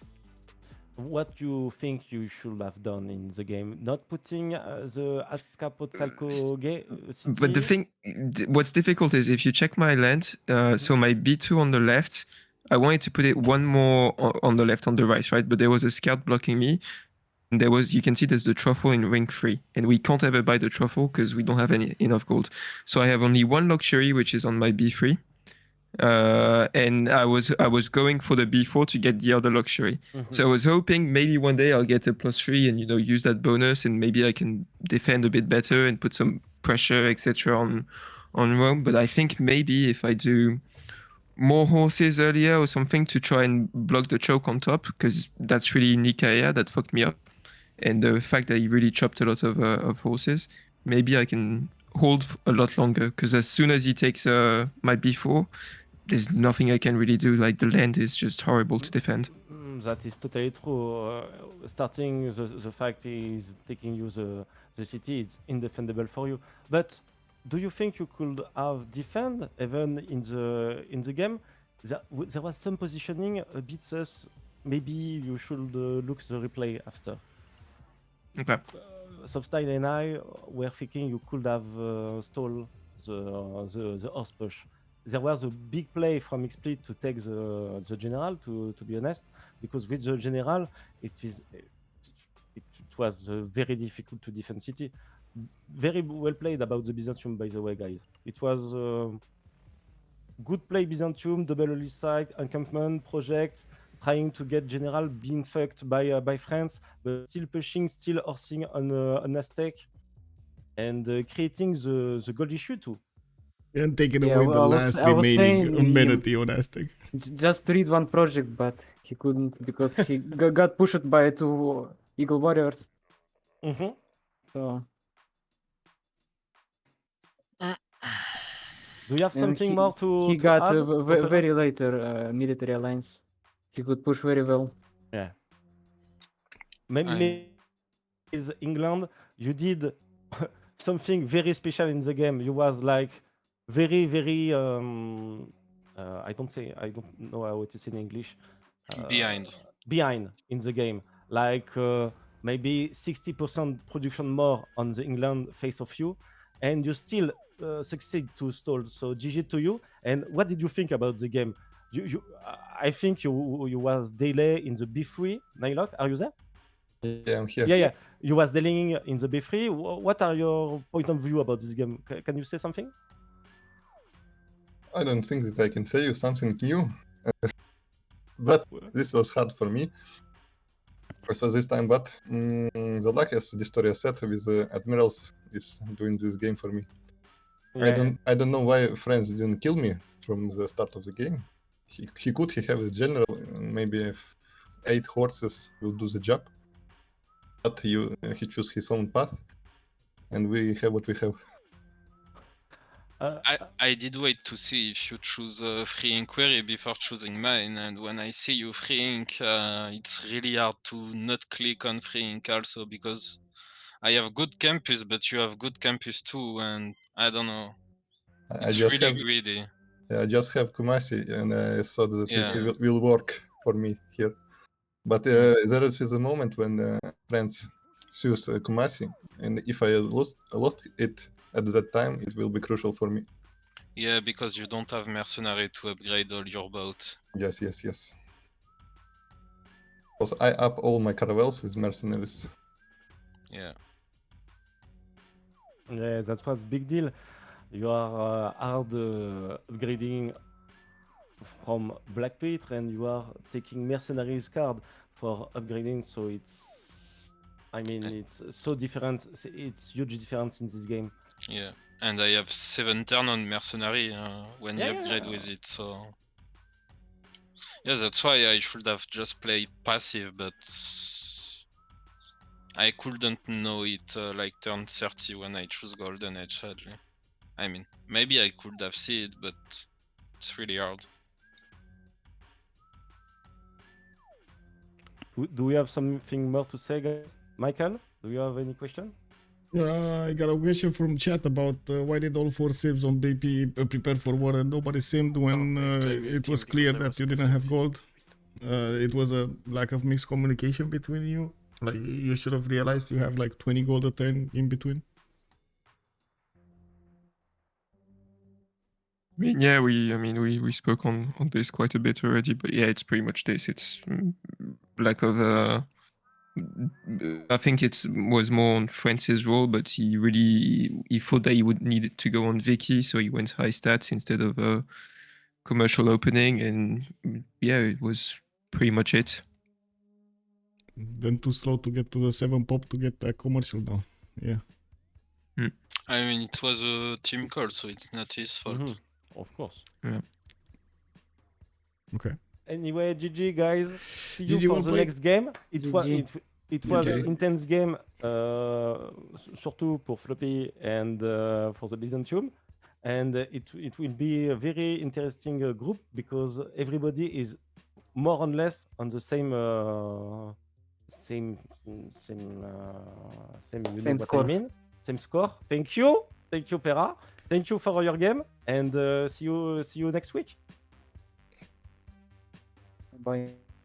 So there we have it, boys. We heard quite a bit from both sides, from 12 Plus and from BlackPitre, telling us what they thought about the game and how they did approach the strategies during the game. And now we're gonna need to also get ready for tomorrow's games. There are quite a few games that will be played during tomorrow, starting with 1000 GMT, Civ Australia going against TVMT, and then later on, of course, we're gonna have quite a few more. I'm actually curious. Wait a second, give me a second so I can actually click on the button over here. If you do want to also take a look at my schedule, you can easily join my Discord using ! Discord over here in the stream chat I should say, on Twitch, or looking at the video description down below on YouTube. You're gonna find a link to my Discord channel. This is a channel that I upkeep as much as possible, update as much as possible to have a schedule during the week. So tomorrow we're gonna have Shakun Porsoa going against Gold Boy Library, starting with 1800 GMT. We're gonna see what the boys are gonna do, and of course what kind of action we're gonna have tomorrow, what kind of map, what kind of everything.